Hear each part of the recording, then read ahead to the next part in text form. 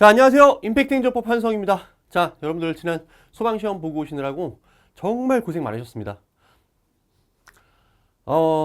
저는 솔직히 올해 그 23년 소방공무원 시험 1년간의 커리큘럼을 진행을 하면서 막판에 저도 좀 긴장을 많이 했던 것 같습니다. 긴장을 정말 많이 했어요.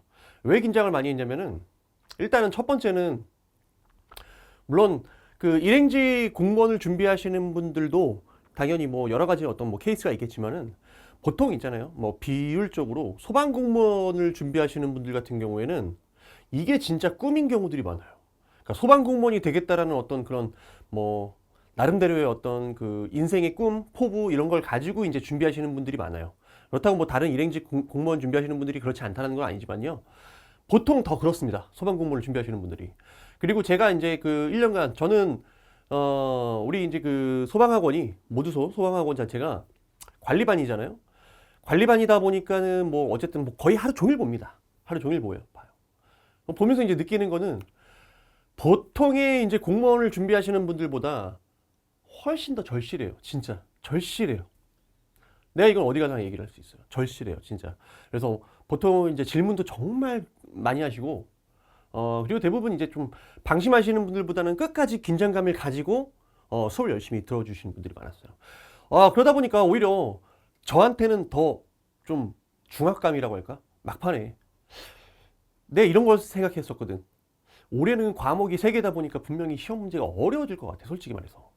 그걸 예상을 했고, 제가 이제 동영모의고사를 준비하고 여러분들 이제 그 동영모의고사 진행할 때도 문제 지문 길이를 일부러 늘리고 최대한 이제 어렵게 하려고 노력을 많이 했어요. 자, 그리고 나서 이제 뚜껑을 딱 열어봤는데 일단은 뭐 제가 생각할 때는 그래도 뭐 이렇게 얘기하면 또 인정 안 하시는 분들도 있겠지만 또 인정하시는 분들도 있을 거예요. 좀 많은 부분들을 좀 적중을 했고 그래도 어쨌든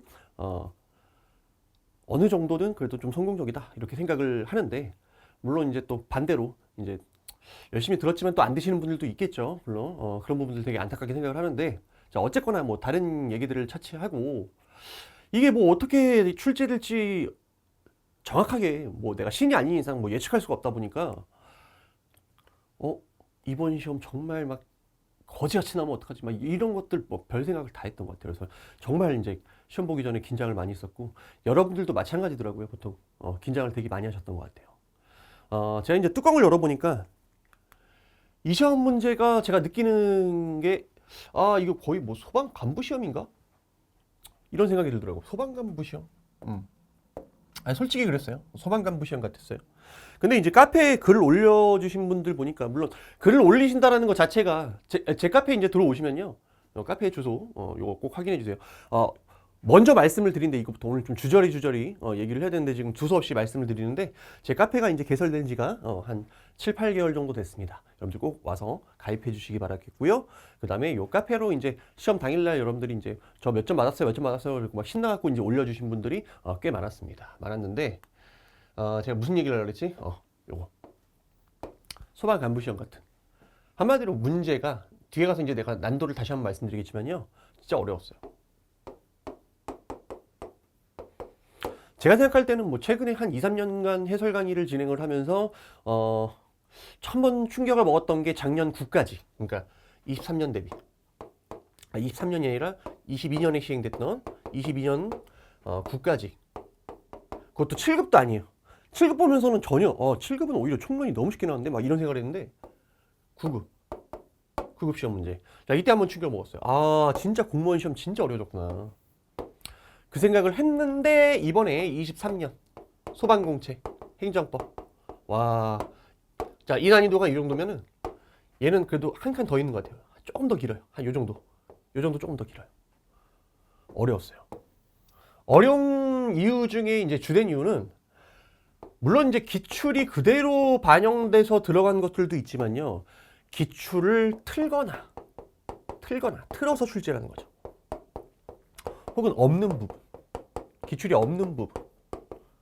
자, 이런 것들도 출제가 되다 보니까 아마 시험 보고 나서 이런 사람들도 있어. 그러니까 커뮤니티 이런 데 막 문제 별로 뭐 그렇게 어려운지 모르겠는데요. 뭐 이런 사람들도 있는데 그거는 두 가지 요인이 있을 거예요. 두 가지 요인이. 뭐 하나는 좀 의심되는 거 뭐냐? 시험을 안 보고 글을 올린 거 아닐까? 실제 시험장 갔으면 그런 얘기 안 나올 텐데. 그다음에 두 번째는 우리 그 소방시험 준비하시는 분들이 아무래도 과목도 좀 적고 그다음에 또 나름대로 어떤 그 열심히 하는 그 어떤 사명감이라고 할까 자, 그런 것 때문에 자기 이제 또 꿈을 이루기 위한 여러 가지 어떤 목표 의식 이런 것들 때문에 이렇게 얘기하면 여러분들 어떻게 받아들일지 모르겠는데 좀 많이 고였어요. 실력자들이 좀 많아요. 이 소방공무원 준비하시는 분들 중에. 자, 그러다 보니까 문제는 하여튼 더럽게 어렵게 나왔어요. 제가 생각한 건 그래요. 진짜 좀 충격적이었어요. 딱 보자마자. 너무 이게 평소에 기출로 나오지 않는 것들이 너무 많이 나왔다? 라는 부분들. 그죠? 근데 이제 신기한 거는 카페에 이제 글 올라오는 거 보면은 뭐 100점 맞으신 분들부터 시작해갖고 뭐 96점, 92점, 뭐 88점까지 되게 다양하게 올라왔던 것 같아요. 솔직히 이제 제가 여러분들한테 어쨌든 모르겠어요. 어쨌든 제 주관적인 생각이지만 제가 이제 여러분들한테 이제 떠먹여 드렸다. 그러니까 제 강의를 열심히 들으면 뭐 이 정도까지는 충분히 확보할 수 있었다라고 생각하는 게 한 88에서 한 92 정도였던 것 같은데, 물론 듣고도 이거보다 안 나올 수도 있어요. 물론 이제 제 생각이에요. 한 이 정도를 이제 제가 예상을 했는데, 제가 예상한 대로 이제 이 점수가 제일 많았고요.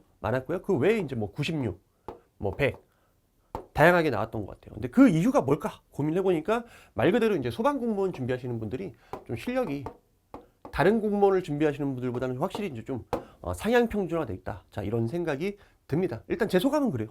그러니까 문제가 이게 무슨 구급 공채 맞나 이런 생각이 정말 많이 들었다라는 거고, 두 번째 이제 본격적으로 이제 난도를 평가해 보면은, 자, 평가는 제가 뭐 주관적이지만 어쨌든 최근에 본 문제들 중에서 가장 어려웠어요. 가장 오히려 있잖아. 그러니까 올해 간부 시험 문제 같은 거는 보면은 간부 시험이니까 그냥 일단은 그게 있잖아요. 기대치. 간부 시험이니까 당연히 어렵게 나오겠지. 근데 생각보다 간부 시험이 올해 시험 문제 같은 경우는 그렇게 어렵진 않았어요. 간부 시험이. 근데 공채 시험 어렵겠지. 그 정도 예상을 했고, 제가 모의고사도 동형 모의고사. 자, 이것도 되게 어렵게 출제를 했었고, 지문도 되게 길게 출제했었어요. 그리고 두 번째로 제가 이제 뭐 월간 모의고사, 동형 말고 월간 모의고사도 제가 최근에 한 2달 정도는 진짜 어렵게 냈어요. 지문도 길게 내고. 사실 나도 이제 좀 불안한 게 있던 거지. 뭐가 불안하냐면 이제 아까도 말씀드렸지만 내가 신이 아닌 이상 뭐 출제자의 뭐 마음속에 들어가지 않는 이상 뭐 100%를 다 예상할 수는 없으니까. 그러다 보니까 아무래도 어쨌든 내가 하드 트레이닝 시켜야 되겠다. 그래서 실제 시험장 가면 여러분들이 이제 모래주머니 풀고 뛸 수 있게, 만약에 문제가 어렵게 나왔어도 어느 정도 선방할 수 있도록 하기 위해서 좀 만전을 기했던 것 같습니다. 같고 그거에 좀 잘 따라와 주신 분들이 그래도 생각보다 많아가지고 좀 다행이라고 생각을 합니다. 자, 어쨌든 문제 어려웠어요.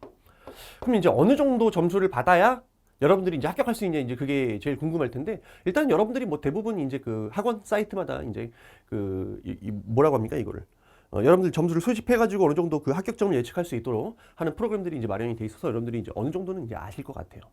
근데 이제 지금 이 강의를 듣는 분들이 뭐 그게 궁금하시는 분들보다는 오히려 이제 내년 시험을 위해서 준비하시는 분들이 많다 보니까 일단 이 상황에서 어느 정도 점수를 받아야 되느냐, 자, 거기에 대해서 이제 여러분들한테 설명을 드리자면 뭐 오차가 있을 수 있겠지만, 그리고 이제 뭐랄까 그 지역별로 차이가 있을 수 있겠죠. 경쟁률이라든지 뽑는 티오가 다르다 보니까. 근데 이제 제가 생각할 때는 강의를 듣고 뭐 제가 원하는 가장 이상적인 점수는 88점 이상이에요. 88점 이상. 선생님 문제 어려웠다며요. 근데 이제 워낙 수준이 높다 보니까, 소방공무원 수준이 높다 보니까 88점 이상이면, 자, 이 정도부터는 이제 고득점이라고 얘기할 수 있을 것 같아요. 고득점. 88점 이상부터는. 그럼 이제 합격점은 어디서부터 형성이 될 것이냐라고 이제 생각을 해보면은, 제 주관적인 생각으로는 80점부터 시작하지 않을까. 또 이제 80점부터. 문제가 어려웠기 때문에 아무리 여러분들이 이제 실력이 높아도, 그렇다고 이제 소방공무원 준비하시는 분들이 전부 다 실력자는 아니잖아요. 그죠? 그래서 제가 생각할 때는 한 80점부터가 합격점이 이제 시작이 될 것 같고요. 그 다음에 행정법만 놓고 봤을 때 88점을 넘으셨으면 여기서부터는 이제 충분히 안정권이다라고 생각이 듭니다. 그러니까 88점 넘었는데 떨어진다라는 건 뭐 예를 들어서 뭐 소방학개론이 뭐 쉬었음에도 불구하고 너무 이제 심하게 많이 틀렸다거나 실수를 많이 했다거나 뭐 그런 경우가 아니라면 뭐 충분히 합격할 것 같고요. 어쨌든 합격점은 80점부터 시작되지 않을까 정도 난이도를 예상을 해봅니다. 그러면 이제 이번에 제 해설 강의를 듣는 분들이 이제 제일 궁금한 게 이거겠죠. 이제 대비 어떻게 해야 될 것이냐. 일단 대비할 수 있는 방법은 여러분들이 스스로 다 알아요. 사실은 얘기해 보면요, 다 알아요. 다 아는데 문제는 항상 이제 여러 가지 상황이 다르다 보니까 이렇게 하면 안 될까요? 이렇게만 하면 안 될까요? 뭐 이런 것들이 여러분들을 좀 유혹하는 것 같아요. 뭐 이것만 하면 안 될까요? 이렇게 해도 충분히 되지 않을까요? 자, 이제 두 가지 케이스를 한번 얘기해 드릴게요. 일단 이제 소방공무원 시험을 준비하시는 분들을 두 가지 케이스로 한번 나눠볼게요. 제시와 초시. 딱 두 가지로 한번 나눠볼게요. 일단 이거 하나는 알 거야. 공부 열심히 합격한다는 거. 그거는 이제 여러분들 누구나 당연히 다 알아요. 누구는 부정하지 않겠죠. 여기에 대해서. 두 가지로 나눠봤을 때 일단 이 시험에서 행정법 합격할 수 있는 가능성은 당연히 재시생이 더 높겠죠. 초시생보다는. 행정법은 일단 사실 알면 맞히고 모르면 틀리잖아요. 알면 맞히고 모르면 틀리는데 당연히 재시생이라는 거는 일단 공부를 일찍 시작했다는 거잖아요. 일찍 시작했으면 당연히 행정법을 잘할 가능성 자체가 높겠죠. 그죠? 근데 이제 뭐 제가 통계를 내본 건 아니지만요. 올해 저희 모두소 실강 수강생만을 기준으로 해볼게요. 왜냐면 제가 온라인 수강생들을 전부 다 이분들이 재시생인지 초시생인지 뭐 정확하게 다 알지를 못해요. 그걸 다 알지를 못해요. 물론 몇몇 분들은 제가 알지만요. 이제 우리 그 실강 수강생들을 기준으로 해보면은 일단 점수가 좀 괜찮게 나오신 분들, 뭐 예를 들어서 뭐 최하 이제 88점부터 100점까지 사이에 이분들을 이제 기준으로 한번 살펴볼 보면요. 생각보다 초시생 비중도 꽤 높았어요. 초시생이 고득점을 본 경우들이 꽤 많았고요. 당연히 이제 재시생들은 잘 보신 분들이 많은 반면에 이분이 왜 점수가 안 나왔지? 이해가 안 될 정도로 점수가 안 나오신 분도 있어요. 그럼 어떤 분들일까? 한번 고민을 딱 해보는 거죠. 왜 이런 차이가 있을까? 오히려 물론 초시생이라고 다 잘 나온 거 아니에요. 그러면 제가 이제 허풍이지. 점수가 잘 나오신 분들 중에서, 그러니까 이 그룹이 점수가 어느 정도 확보가 되신 분들 중에서 초시와 제시를 나눠보면은 어떤 느낌을 가졌는지에 대해서 이제 제가 얘기를 한번 해보면은 일단 좋은 점수가 나온 초시생분들은 진짜 그래요. 약간 뭐 광고일 수도 있지만 풀커리를 타면서 절대 방심하지 않고 그대로 제가 하란 대로 공부를 1년 동안 진행해 주신 분이에요. 그래서 심지어 뭐 9월부터 시작하신 분임에도 불구하고 엄청난 점수로 필기시험 좀 여유 있게 지금 룰랄라 즐기시는 분들도 분명히 있어요. 하란 대로. 그럼 다시 재시생분들도 마찬가지예요. 원래부터 행정법 점수가 자신이 있었기 때문에 행정법 자체가 자신이 있었기 때문에 점수가 잘 나오신 분들도 분명히 있는데 걔 중에는 꼬꾸라지신 분들도 몇 분 있었어요. 이렇게 주연 요인이 이거야. 방심이라는 건 무슨 말이냐면 이거야. 초시생들은 진짜 뭐라 해야 될까? 막 목숨 걸고 막 준비를 하거든. 아무것도 모르니까 무서운 거야. 무서우니까. 근데 작년 시험이 쉬웠잖아. 작년 시험이 쉽고 작년 시험 봤더니 대충 내가 뭐 그래도 뭐 공부 그렇게 많이 한 것 같지는 않은데 한 80점 이상 나왔어. 뭐 심지어 뭐 90점 이상 나왔어. 그러다 보니까 올해도 당연히 내가 쟤네들보다 점수가 좋겠지 라는 생각으로 예를 들어 이거야. 수업을 시작을 하면은 뭐 커리가 뭐 기본 강의 뭐 판례 특강 예를 들어서 뭐 기출 진행을 하면 여기서 막 몇 번 빠져요. 판례 특강에서 몇 번 빠져요. 뭐 기출 강의도 몇 번 빠져요. 어차피 나 혼자 하면 된다 이 얘기야. 자, 그러고 점수가 안 좋으신 분들도 은근히 있었다라는 거예요. 물론 안타깝긴 하지만요. 그럼 내가 이 얘기를 왜 하는 걸까? 그 이유는 뭐냐면 이 시험이라는 게 기출에서 봤으면 그 기출 그대로 딱 나오질 않았어요. 예전에 경찰 시험도 그랬거든요. 경찰행정법 있을 때 경찰행정법도 문제가 기출에 있는 것들도 많이 나오지만 기출되지 않은 것들도 꽤 많이 나왔었단 말이야. 그럼 기출되지 않은 것들을 문제를 뭐 어떻게 맞춰? 물론 다 맞히진 못해요. 거기서 한두 개 틀리는 건 괜찮아요. 대세 지장이 없어요. 근데 그 중에 맞힌 사람들도 있어. 좋은 점수가 나오는 사람들도 있단 말이야. 왜 그러겠냐고. 결론이 이거예요. 실력. 똑같은 문장을 봤어요. 똑같은 문장을 봤는데 어떤 사람 맞추고 어떤 사람 틀린단 말이야. 신기하죠. 왜 그러겠어? 실력 차이요. 이게. 한마디로 그 똑같은 문장을 기계적으로 그냥, 물론 시험이라는 게 뭐 기계적으로 암기하는 거 되게 중요해요. 그죠? 중요한데 암기는 당연한 존재예요. 이거는 당연한 존재인데 어느 정도 밑바탕을 깔고 외우는 사람이랑 운전면허 시험 준비하는 것처럼 그냥 막 기출문제를 그냥 아무 의미 없이 외우는 거랑은 너무 다르다는 얘기예요. 그 실력에 따라서 실제 점수 차이가 분명히 있었을 거예요. 그럼 이거 너무 당연한 얘기를 왜 이렇게 돌려 얘기하냐면은 여러분들이 지금까지의 공부 방향을 살짝 틀어야 된다는 걸 여러분들한테 말씀을 드리는 거예요. 자, 그럼 실력을 어떻게 키우는지 한번 고민을 해봐야 돼요. 실력을 키우려면 당연한 거예요. 내가 만약에 이런 식으로 커리큘럼을 진행한다고 쳐봐요. 그럼 이제 여러분들이 이제 세 과목을 준비하잖아. 강사 입장에서는 그래요. 상대적으로 시간이 분명히 확보가 된단 말이야. 어느 강의든 풀거리를 따라갈 수 있는 시간이 된단 말이에요. 근데 이건 나는 그래도 작년에 공부를 했으니까 하나는 건너뛰어. 그럼 이제 기출부터 시작해야지. 물론 그러고 합격하신 분들도 있겠죠. 그런 분들은 워낙 원래부터 출중하신 분들이니까. 근데 내가 이제 일반적인 수험생들을 기준으로 판단을 해보면은 이렇게 꼬꾸라지는 경우들이 생겨요. 왜? 거기서 더 한 단계 나아가지를 못하는 거야. 그러니까 작년에 공부한 거에 딱 거기에 이제 좀 묶여 있는 거예요. 그러니까 실력이라는 게 내가 자꾸 확장시켜야 되거든. 공부를 하면서 확장시켜야 되는데 그게 안 돼. 어느 정도 선에서. 그러니까 작년에 공부했던 거에서 언저리 왔다 갔다 하면서 그게 좀 더 다져질 뿐이지 더 이상 확장하지 못하는 거야. 크게. 그럼 그게 되려면 처음부터 다시 와야 돼. 뭐 강의 팔아먹으려고 얘기를 하느냐? 절대 그렇지 않습니다. 진짜로. 맹세코 그렇지 않습니다. 맹세코 그런 게 아니라 이게 행정법이라는 게 단기간 실력을 완성시키려면 어쩔 수 없이 강사의, 그러니까 꼭 내 강의가 아니어도 돼. 강사의 얘기를 계속 들어야 돼요. 이게 책을 보면 텍스트만 둥둥 떠다닐 수밖에 없어요. 하지만 강의를 들으면 그 강의에 대한 설명, 그에 이르는 과정들 이런 것들이 있단 말이야. 그러면서 자연스럽게 어느 정도 실력이 같이 올라가요. 그러면 저 문제를 어떻게 맞췄지? 근데 나는 맞췄어. 라는 사람이 될 수 있다는 얘기예요. 그러니까 한마디로 이 시험이라는 게 진짜로 엔간히 공부에서는 고득점 받기가 힘들어졌어요. 문제도 어려워졌고 워낙 그 소방공무원 준비하시는 분들이 어느 정도 상향 평준화되었기 때문이죠. 그러니까 그런 것들을 염두에 두시고요. 혹시라도 만약에 올해 시험 결과가 좋지 않아서 내년에 다시 준비를 해야 된다라고 하면은 저는 앞으로 이제 상담 내용인데 이렇게 얘기를 할 거예요.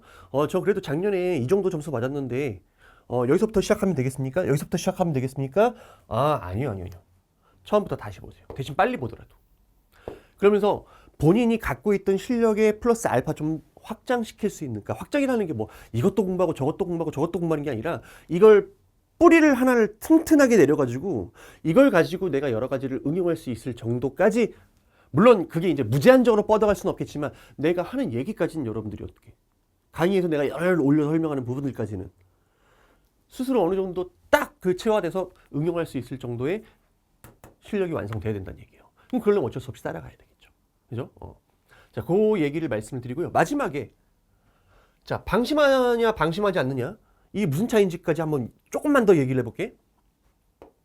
내가 마지막에 2월 달이죠. 저는 그러니까 제가 일부러 시험이 이제 3월 18일이다 보니까 일정을 좀 땡겨가지고 동영도 좀 빨리 끝내고요.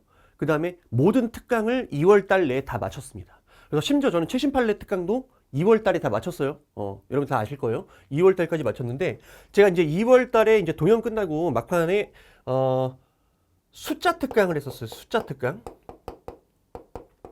특강을 했었고 이게 이제 단순 암기 특강이었어요.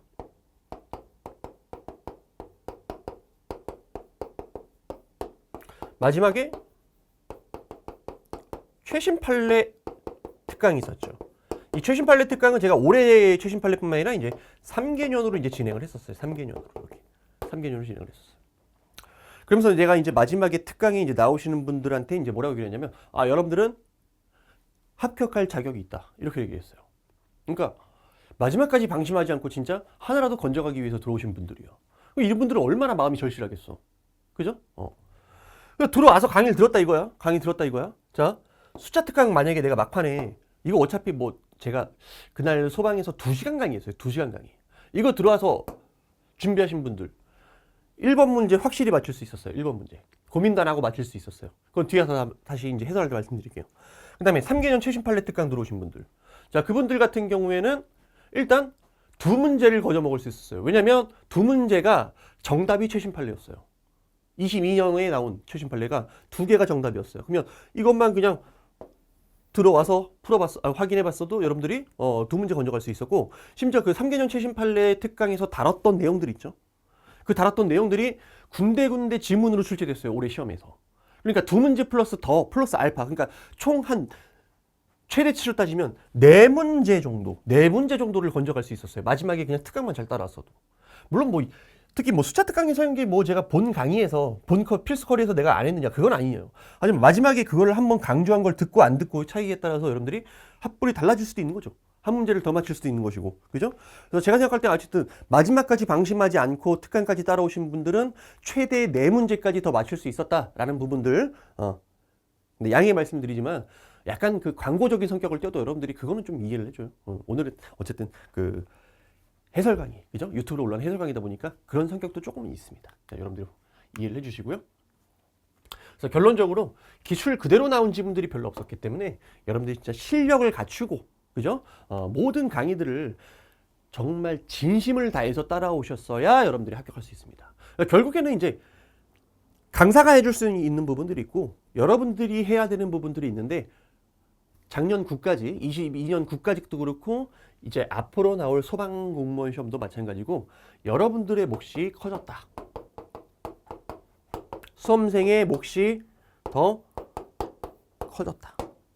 그래서 앵간히 공부해서는 안 돼요. 진짜. 이 시험 들어올 때, 이 시험 공부할 때 정말 큰 각오를 하고 내가 뭐라 하면, 내가 이거 해라, 이거 해라, 이거 해라 하면은 여러분들은 그냥 토달지 말고, 이렇게 말씀드리면 또 미안하긴 한데 토달지 말고 그냥 따라오셔야 돼요. 왜냐면 강사들은 경험자잖아.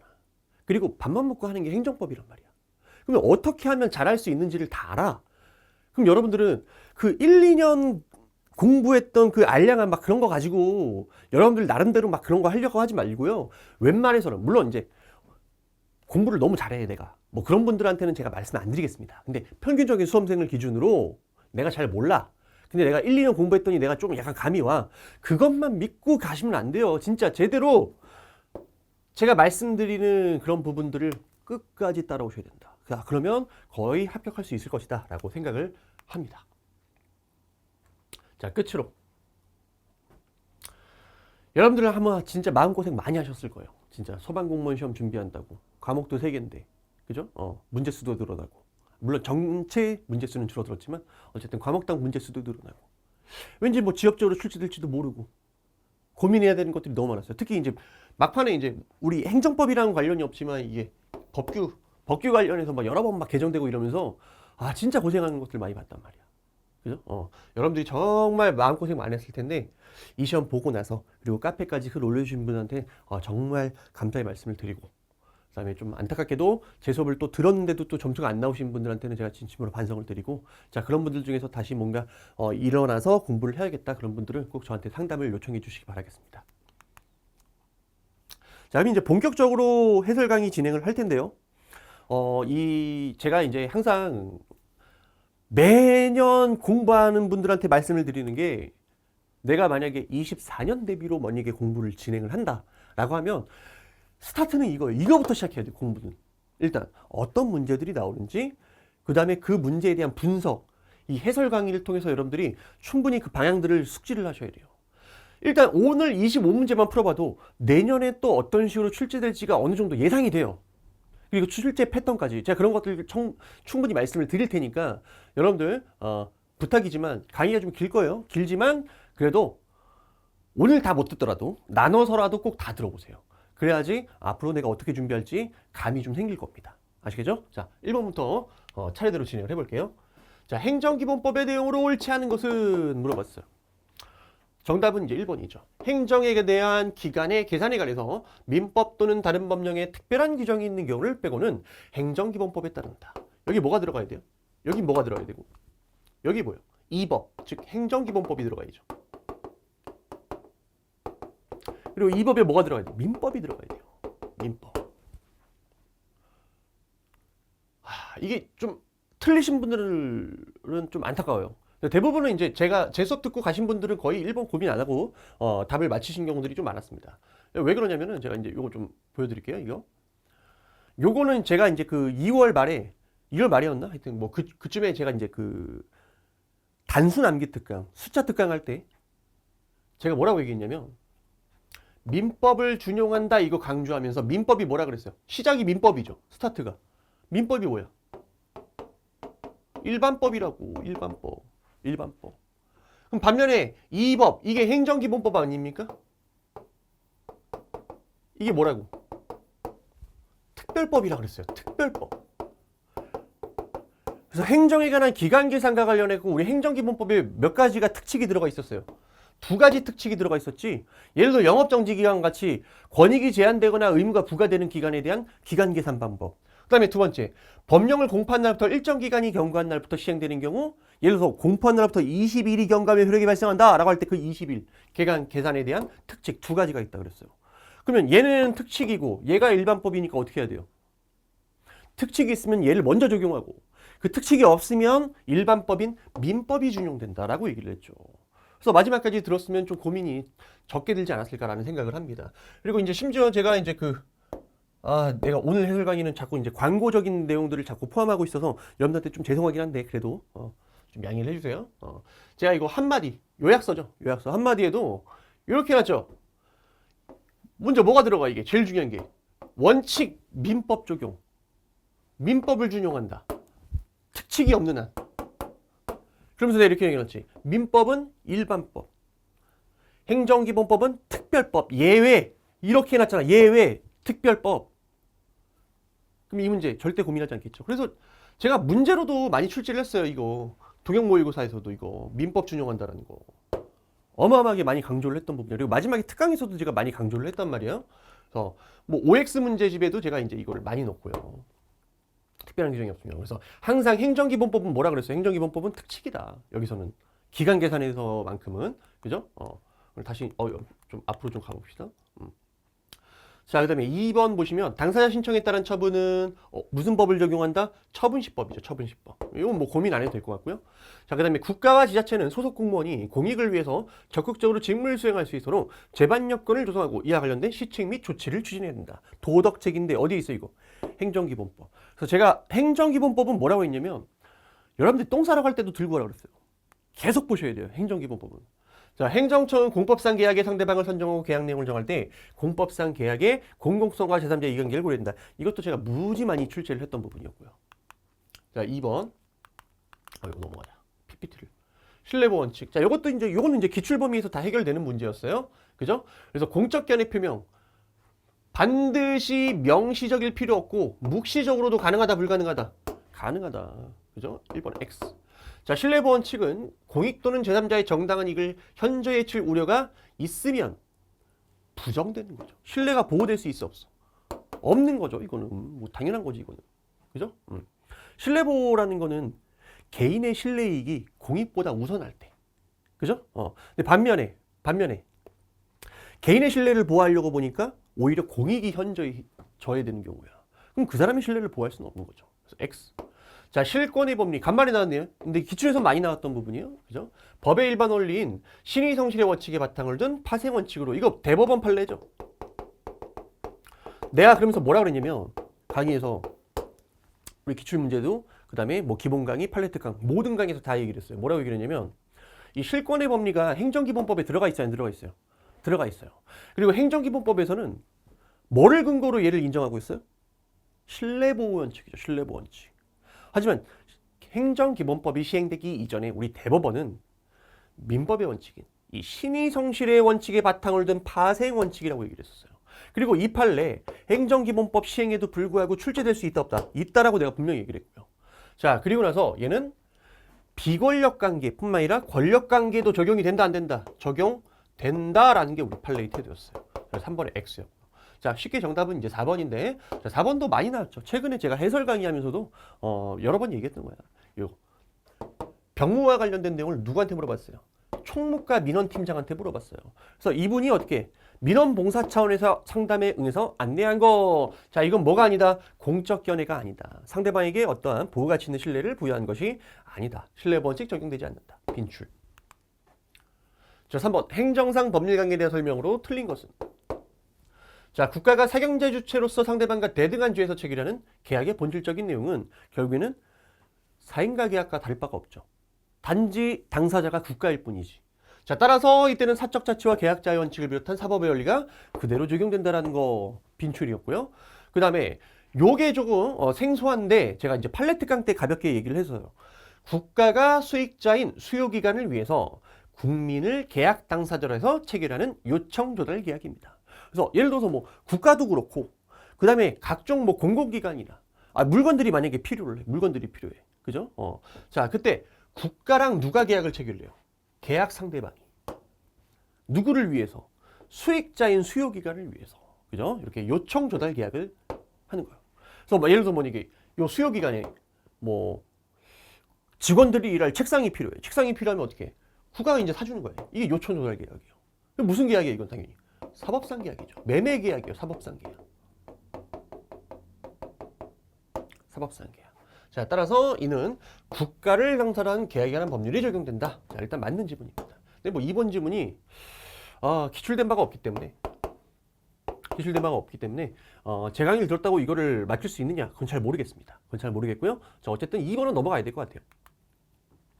3번 요청 조달 계약에 적용되는 국가를 상대하는 계약에 관한 법률 조항은 국가가 사경제 주체로서 이 국민과 대등한 관계에 있음을 전제로 한 사법 관계에 대한 규정뿐만 아니라 공권적 지위에서 국민에게 침입적 효과를 발생시키는 행정처분에 대한 규정까지 적용된다.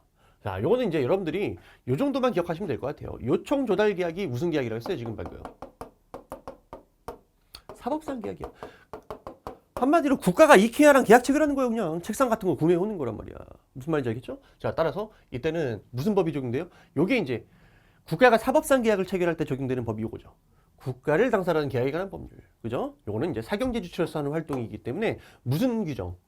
사법의 원리.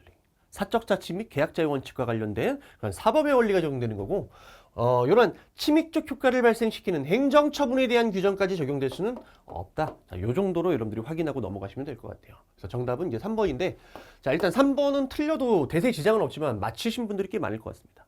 자, 4번은 이제 쉽게 파악할 수 있을 것 같아요. 한국자산관리공사 국유재산 중 일반재산. 자, 얘는 뭐 사법상 거래의 대상이 될 수 있다라고 얘기했어요. 사법상 거래의 대상. 그죠? 즉 매매 계약도 체결할 수 있고 임대 계약도 체결할 수 있고. 그다음에 제가 이제 최근에 그 일반 재산에 대한 대부 계약에 대한 그죠? 임대 계약에 대한 내용까지 최신 판례에서도 또 언급을 했던 부분이에요, 이 부분은. 그래서 요거는 뭐로 보셔야 된다? 사법상 법률행위에 해당한다. 자, 사법상 법률행위에 해당하니까 공권력 행사로 볼 수 있어 없어요? 공권력 행사가 아니죠. 자, 그러니까 헌법 소원의 대상이 될 수 있어 없어? 없다. 맞는 질문이 될 거예요. 근데 좀 생뚱맞긴 한 게 여기까지 물어보면 모르겠어. 사경제 주체로서 활동이다. 근데 헌법 소원의 대상이 됐냐 이것까지 물어보면 이제 좀 여러분들이 좀 약간 멘붕이 올 수도 있었을 것 같습니다. 그래서 이 부분은 이제 뒤에 가서 다시 한번 말씀드릴게요. 왜 자꾸 이게 공권력 행사에 대한 부분을 자꾸 물어보는지. 자, 어쨌든 이거는 맞는 질문으로 처리하시면 되겠고요. 3번도 맞히신 분들이 그래도 꽤 있는데 제가 생각할 때는 뭐 3번 틀려서 대세의 지장이 있었을 것 같지는 않습니다. 그다음에 4번 신고에 대한 설명으로 틀린 것은. 자, 요거는 이제 전통적인 논점만 가지고도 충분히 답을 찾을 수가 있었어요. 자, 일단 신고와 관련해서는 행정절차법, 그다음에 행정기본법. 자, 이렇게 이제 들어가 있죠. 행정기본법과 행정절차법. 자, 그리고 행정절차법에는 무슨 규정만 있다? 자체 완성적 신고. 자, 얘만 있어요. 뭐는 없어? 행위요건적 신고. 즉 수리를 요하는 신고는 없죠. 수리를 요하는 신고는 없다. 이런 규정 없다. 자, 반면에 행정기본법에서는 최근에 이제 법령에서 행정청의 수리를 필요로 하는 경우에는 이걸 수리를 요하는 신고로 보겠다라고 해갖고 수리를 요하는 신고에 관한 규정이 있습니다. 물론 자세한 규정은 없어요. 그냥 그걸 수리를 요하는 신고로 보겠다. 뭐 거기까지고요. 뭐 자세한 규정은 없어요. 여기까지는 있습니다. 자, 어쨌든 결국에는 이 논점만 가지고도 충분히 답을 찾을 수가 있어요. 1번부터 볼게요. 일단 법령에서 행정청이 일정한 사항을 통지함으로써 의무가 끝나는 신고를 규정하고 있는 경우, 신고가 법령에 규정된 형식적 요건에 적합하면 신고서가 접수기간에 도달된 때 신고 의무가 이행된 것으로 본다. 자, 이거 무슨 규정이에요? 행정절차법이죠. 이거 1번 지문. 행정절차법. 행정절차법은 자체 완성조 신고. 형식적 요건 갖췄으면 뭐 의무가 이행된 것으로 다 보겠다. 수리는 필요 없다. 자, 그 다음에 행정절차법에는 수리를 요하는 신고의 규정 있어요? 없어요? 없잖아. 그럼 끝난 거지. 정답 몇 번이에요? 2번이죠. 자, 요거는 이게 쉽게 갔을 것 같아요. 그죠? 반면에 행정기본법은 반대로 뭐가 있습니까? 수리를 요하는 신고에 대한 규정이 별도로 규정이 되어 있죠. 그죠? 뭐 자세한 규정은 없지만. 자, 그 다음에 법령으로 정하는 바에 따라 행정청의 일정한 사항을 통지하여야 하는 신고로서 법률에 신고의 수리가 필요하다고 명시되어 있으며 이때는 행정청이 수리를 해야 효력이 발생한다. 왜? 이게 바로 수리를 요하는 신고니까. 이게 무슨 조문이에요? 행정기본법에 대한 조문이죠. 행정기본법. 자, 이렇게. 자, 그다음에 4번은 더럽게 많이 나온 거죠. 제 동형 모의고사에서도 몇 번 등장했던 거고, 그죠? 뭐 기출도 마찬가지고, 뭐 얘기할 필요 없을 것 같아요. 수리를 요하는 신고다. 맞는 지문이죠. 자, 그다음에 5번 행정행위에 대한 설명으로 또 틀린 것은, 그러니까 틀린 걸 더럽게 많이 물어봤어요. 친일반민족 행위자 재산조사위원회에 대한 국가기소결정입니다. 자, 얘는 이제 뭐 지겹게 나온 거죠. 준법률행위적 행정행위. 확인이죠, 확인. 자, 그 다음에 2번 사업자 등록증에 대한 검열입니다. 자, 이거는 미출이죠. 미출. 그 다음에 4번도 구체적으로는 미출이야. 근데 간접적으로 나온 바가 있어 없어? 간접적으로 나온 바가 있어요. 직접적이진 않지만 관련된 내용으로. 자, 그리고 제가 매번 수업 중에 얘기를 한 게 사업자 등록증은 즉 내가 사업자 등록 신청을 했어. 국가가 사업자 등록을 해요. 이거 어떻게 해야 가능하다고 그랬어요? 어떻게 해야 가능해? 이거 그냥 사업자 등록 신청만 하면 무조건 나온다 그랬잖아. 그죠? 자, 그리고 행정청이 사업자 등록을 해줘야 내가 사업자가 되는 거예요? 그것도 아니란 말이야. 아무런 법적 효과가 없어요. 이 사업자 등록이라는 건 과세관청이 과세 대상자가 누구인지를 그 인적 사항들을 파악하기 위한 자료에 불과한 것이지 이거 자체로 일정한 법적 효과를 부여하는 게 아니란 말이야. 자, 그러면 이 사업자 등록증을 검열을 했대. 검열이라는 표현이 좀 어렵긴 한데 검열이라는 건 이제 뭐 한 거야? 그냥 뭔가를 살펴보고 확인하는 거죠. 그죠? 얘는 납세 의무자를 확인하는 준법률행위적 행정행위로서 확인에 해당하느냐 틀렸죠. 얘는 행정행위 자체가 아니야. 왜? 단순한 사실행위. 그래서 문제가 어렵긴 했지만 어쨌든 여러분들이 풀 수는 있었어. 왜? 사업자 등록증 자체를 내가 지겹게 얘기했죠. 뭐라고? 별로 중요하지 않다. 그죠? 그냥 신청하면 나온다. 그 정도로 여러분들이 확인할 수 있을 것 같습니다. 그래서 2번은 X야. 자, 3번 요건 지겹게 나온 거죠. 지적공부소관청의 지목 변경 신청 반려행위. 지목은 토지의 용도. 중요하다 안 중요하다? 중요하다. 자, 근데 이거 반려하면 어떻게 돼? 내가 원하는 용도대로 쓸 수가 없죠. 따라서 행정처분이다. 빈출. 자, 그 다음에 요것도 직접적으로 물어보진 않았어요. 인감증명행위와 관련해서 뭐 처분성을 물어본 바는 있는데 이런 식으로 법률상 이익이 있느냐 이런 식의 표현은 처음 보는 표현이죠. 보통. 그죠? 거의. 자, 어쨌든 맞는 지문인데 자, 인감증명할 때도 뭐라고 얘기했냐면 이거 있으나 없으나 계약 체결할 수 있다. 끝. 인감이라는 건 뭐예요? 인감이라는 건 이제 도장. 이 도장이 니께 맞는지 이게 제대로 위조된 게 아닌지 이거 확인해 주는 게 인감증명이에요. 이거 된다고 갑자기 내가 뭐 권리가 생기고 뭐 의무가 발생하고 법률적 효과가 바뀌는 게 아니잖아요. 그죠? 그래서 인감증명행위는 출원자의 현재 사용하는 인감에 대해서 구체적 사실을 증명하는 것일 뿐. 그죠? 이거 자체에 대해서 내가 무효확인 소송을 제기할 원고적격 내지 소의 이익이 있느냐. 아무런 실익이 없다는 얘기죠. 이걸로 뭐 행정처분이 효력이 부정되는 것도 아니고. 무슨 말인지 알겠죠? 오케이. 그래서 5번도 좀 어려웠다. 자, 그 다음에 재량행위에 대한 설명으로 틀린 것은. 행정청의 재량에 기한 공익적 판단 여지를 감안해서 자, 법원은 재량의 일탈 남용인지 여부만을 심사한다. 맞죠? 독자의 결론 도출해 안 해? 안 한다. 맞는지. 행정청의 전문적인 정성적 평가 결과. 이거는 뭐 최신 판례 때도 내가 지겹게 얘기했던 거고, 그죠? 어떻게 해야 돼? 가급적 존중해라. 재량적 판단, 판단 여지가 인정되는 부분. 가급적 법원이 뭐 해라? 법원이 존중해라. 이거 최신 판례 특강 때도 제가 얘기했던 거예요. 물론 뭐 그때만 나온 건 아니죠. 3번. 처분의 근거 법령이 행정청의 처분의 요건과 효과 판단에 일정한 재량을 부여했대요. 자, 그럼 재량을 부여했으면 행정청은 어떻게 해야 돼? 할 수도 있고 안 할 수도 있어. 그럼 할지 말지 어떻게 결정해야 돼요? 공익과 사익을 비교 형량해서. 그죠? 예를 들어 내가 제재적 처분을 때려. 영업정지 처분 재량이잖아. 자, 이로 인해서 달성할 수 있는 공익과 이로 인한 사익 침해를 비교 형량해서 결정하는 거란 말이야.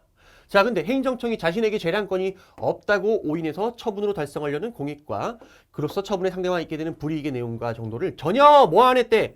비교 형량을 안 했대요. 그러면서 처분을 했대. 이거 뭐요? 재량권의 불행사. 기본이죠. 자, 그러면 이거 자체로 재량을 일탈남용한 위법한 처분이 된다, 안 된다? 된다죠. 이거 위법한 처분이 되는 거죠. X. 3번. 자, 그 다음에 4번. 사행행위 등 규제법에 의한 허가의 경우, 자, 허가 신청이 적극적 요건에 해당하는지 여부를 판단하는 것은 재량행위라 할 수 있겠으나. 자, 일단 사행행위라는 게 뭐야? 뭐 도박 같은 거죠. 자, 이런 유해적인 것들은 어때요? 재량행위라고 그랬어요. 재량행위. 자, 근데 이제 중요한 건 이거죠. 허가 제한 사유에 해당하는 경우에는 적극적 요건에 해당하는지 여부를 판단할 필요는 없다. 자, 요것도 자주 본 판례가 아니에요, 이거는. 근데 내용은 어렵지가 않아요. 근데 여러분들이 익숙하지가 않은 거예요. 내가 항상 얘기하는 게 그거야. 이거는 답을 못 찾으면 안 돼요. 3번은 답은 절대 못 찾으시면 안 돼요. 3번을 찍었으면 이제 4번은 바로 넘어가는 거야. 이런 부분들은. 자, 이거 무슨 내용이냐면, 자, 예를 들어서 적극적 요건은 뭐예요? 뭐뭐에 해당할 것. 어떠한 적극적으로 갖춰야 되는 요건들이에요. 그럼 반대로 소극적 요건이 뭐예요?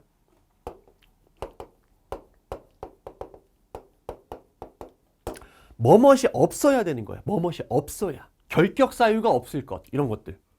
결격 사유가 있으면 허가가 안 나오죠.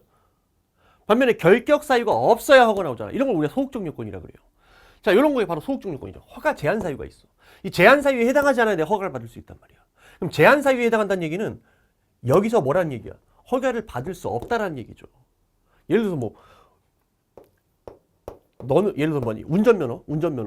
너는 뭐 운전을 가지고 여러 가지 어떤 사고를 쳐갖고 운전면허 받을 수가 없어. 금지야. 혹은 내가 지금 뭐 뭐라 그럴까? 뭐 여러 가지 뭐 어떤 뭐 집행유예, 집행유예 뭐 기간이었고 운전면허 받는 게 뭐 예를 들어서 금지가 된다. 그럼 어차피 허가 받을 수 있어, 없어요? 없어요. 허가 받을 수 없는데 굳이 적극적 요건에 해당하는지 여부를 별도로 판단할 필요가 있어? 없다는 얘기지.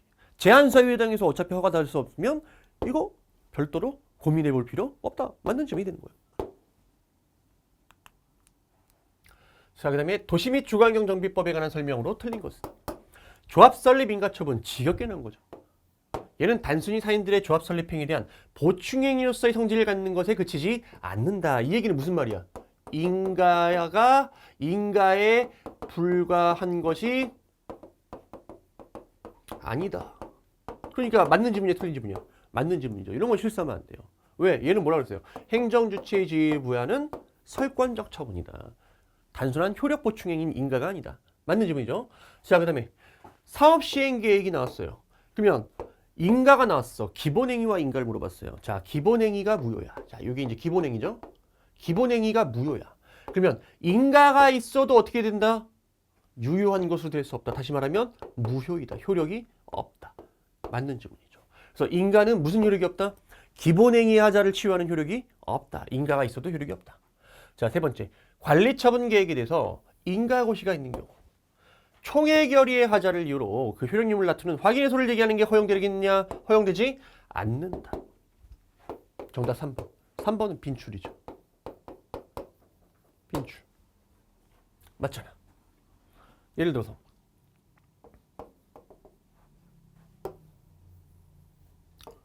관리 처분 계획안을 작성합니다. 누가? 조합이. 조합도 어쨌든 행정주체잖아요. 인가고시 받으면 인가 받으면 얘도 특허 받아갖고 이 조합이 무슨 지위? 행정주체가 된단 말이야. 행정주체. 그죠? 자, 여기서 이제 조합이 뭘 해요? 관리처분 계약을 수립. 자, 그리고 나서 이제 뭐야? 조합 총회 결의. 자, 그리고 나서 이제 뭐 인가고시가 있을 수 있겠죠. 자, 어쨌든 봐봐. 자, 조합 총회 결의 여기에 이제 하자가 있어요. 하자가 있다 이거야. 하자가 있으면 어떻게 되겠어 이거? 다수결의 하자가 있으면 보통 이제 무효가 되겠죠. 무효가 될 수 있을 거야. 자, 그때 하자가 여기에 있으니까 이걸 다투는 소송은 우리가 뭐라 그래요? 무효를 다투는 소송은 당사자 소송이라고 그러죠. 당사자 소송. 당사자 소송이라고 한단 말이야 이게. 맞죠? 이거 시험이 많이 나왔어요. 자, 근데 만약에 그 뒤에 관리처분 계획에 대한 인가고시가 떨어졌어요. 자, 인가고시가 떨어지면 자, 이로 인해서 이 관리처분 계획은 뭐가 된다? 유효한 행정처분으로서 효력을 갖게 돼요. 유효한 행정처분으로서 효력을 갖게 된다. 자, 그러면 인가고시 이전과 이후로 나눠서 인가고시 이전까지는 관리처분 계획을 뭘로 다투면 돼요? 당사자소송으로.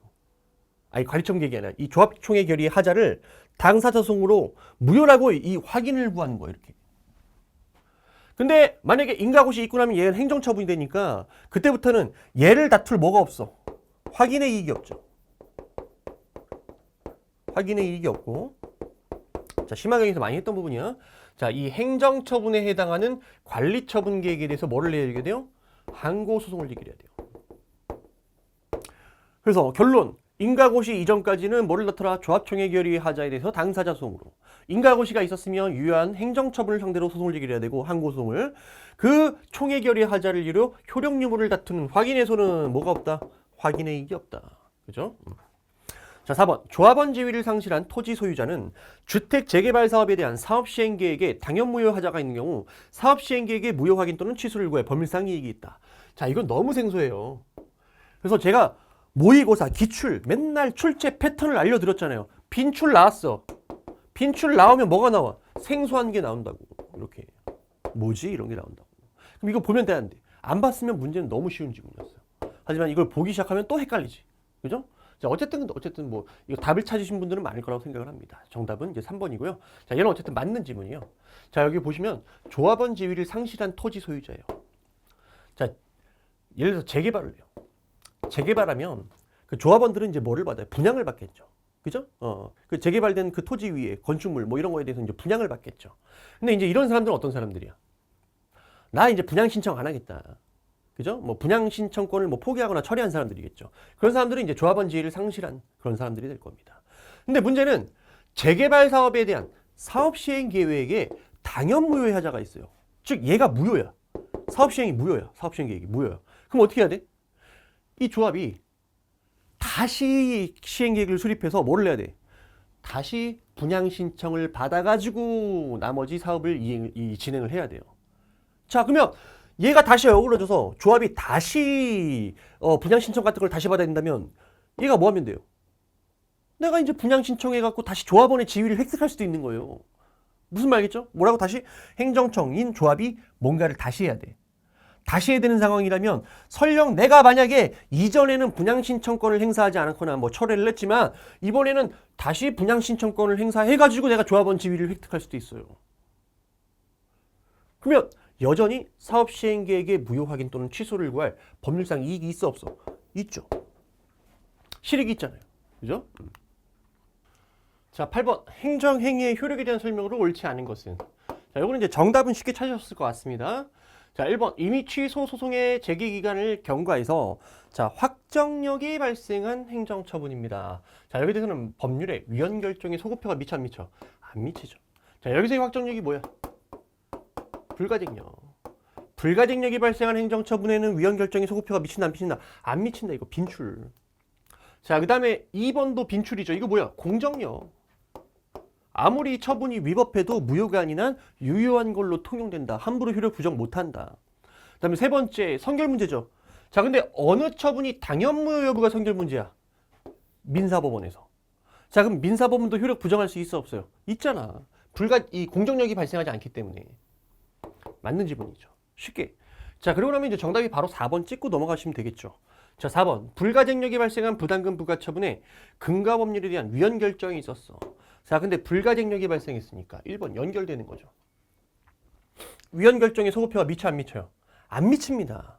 즉 위헌 결정이 있다 하더라도 이 부담금 부과처분이 무효가 될 수 있어 없어요? 무효가 될 수가 없죠. 기억나시죠 이거? 지겹게 나온 거잖아 이거 1번. 자, 그러면 후행 압류 처분의 취소를 구하는 소송에서 재판의 내용과 효력에 대한 법률적 의미가 달라지느냐 달라지지 않겠죠. 그럼 이제 뒷부분이 무슨 말이냐면, 자, 두 가지 그러니까 사례를 하나 말씀을 드리고 그 다음 이 내용으로 들어갈게요. 예를 들어서 봐봐. 내가 예를 들어 한 1990년 당시에 내가 만약에 간통행위를 했어요. 근데 그 당시에 이제 형법에는 간통죄라는 규정이 있었다고 쳐봐. 간통죄.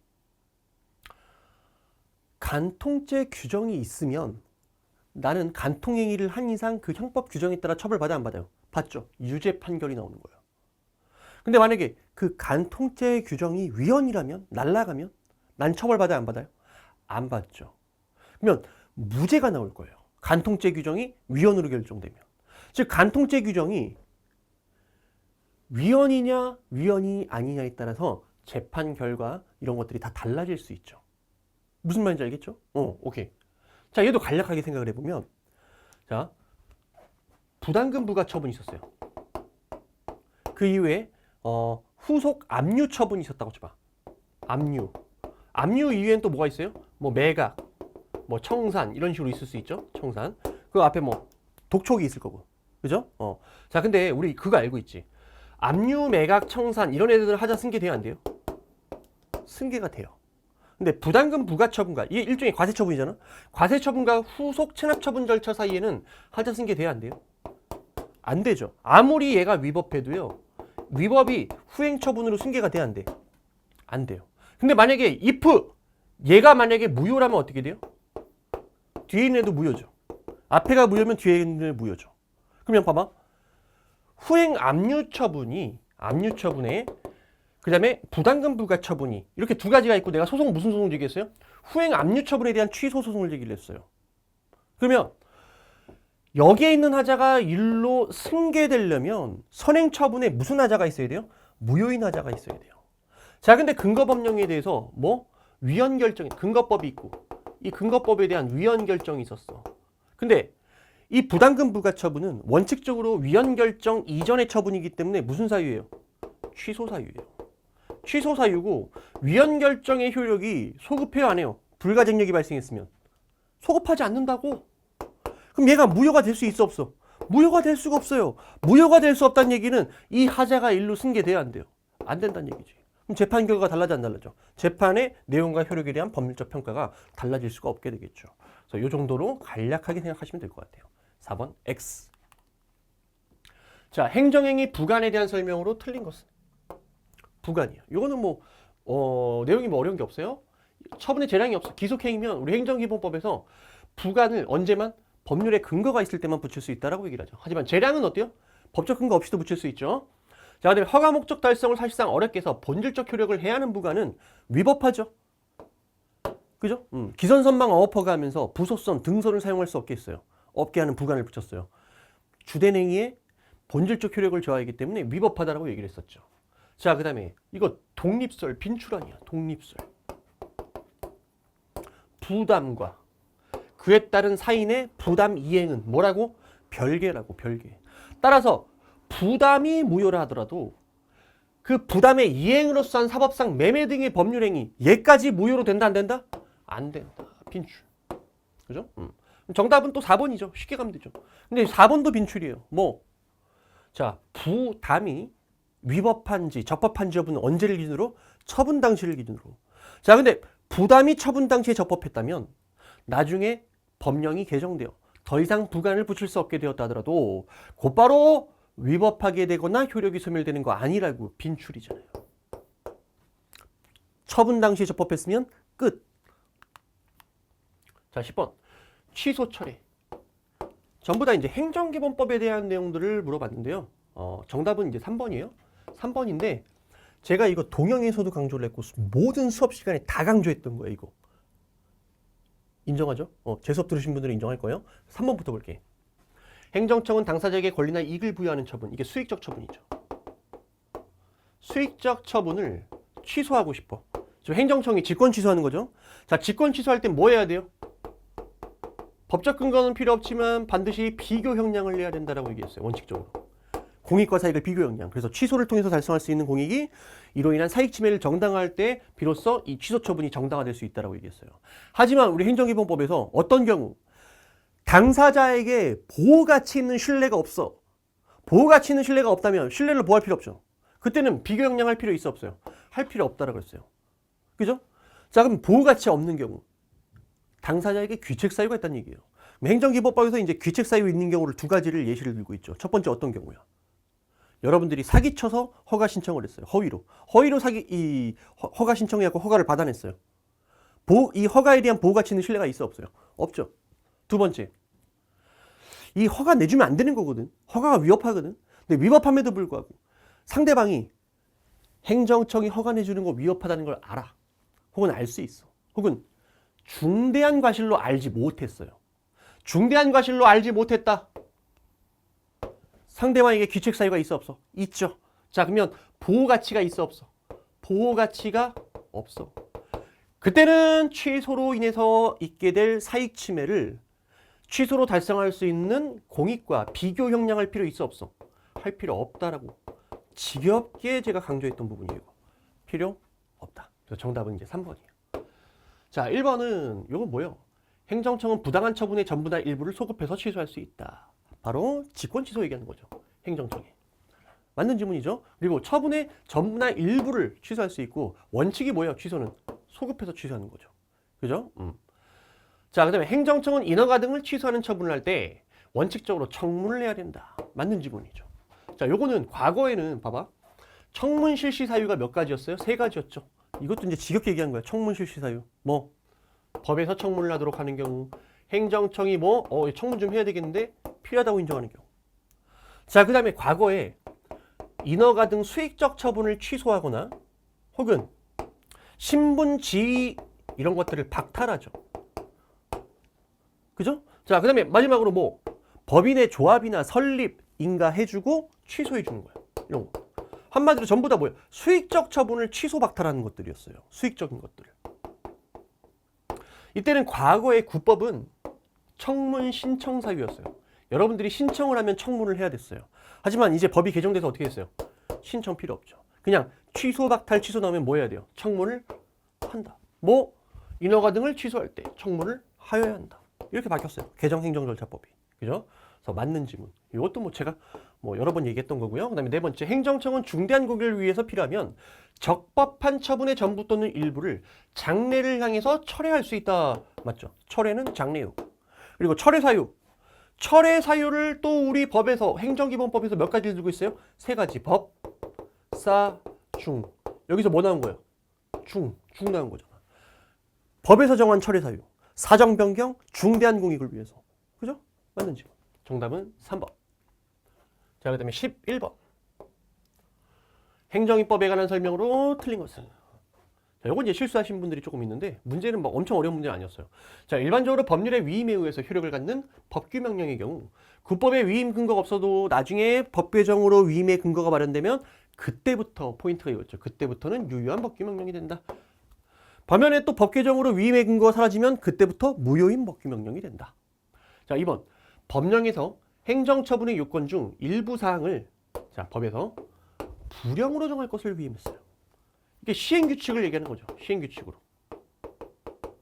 자, 그러니까 위임 받은 놈이 어떻게 했어요? 시행규칙 등 불령에서 이를 정했대요. 자, 문제 있어 없어? 없죠. 적법한 위임 명령이죠.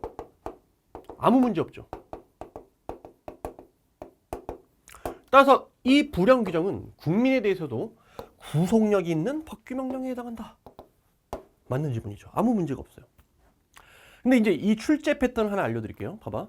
이 뒤에 판례 문구 뒤에 이제 뭐가 나와 있냐면 뒤에를 보면 여러분들이 내가 알던 판례구나 확인할 수 있을 거예요. 그리고 이게 작년에도 이런 식의 출제 패턴이 있었어요. 뭐냐면 자, 뒷부분에 뭐라고 되어 있냐면 법령에서 처분의 요건 중 일부 사항을 똑같이 불령으로 정할 것을 위임을 했어요.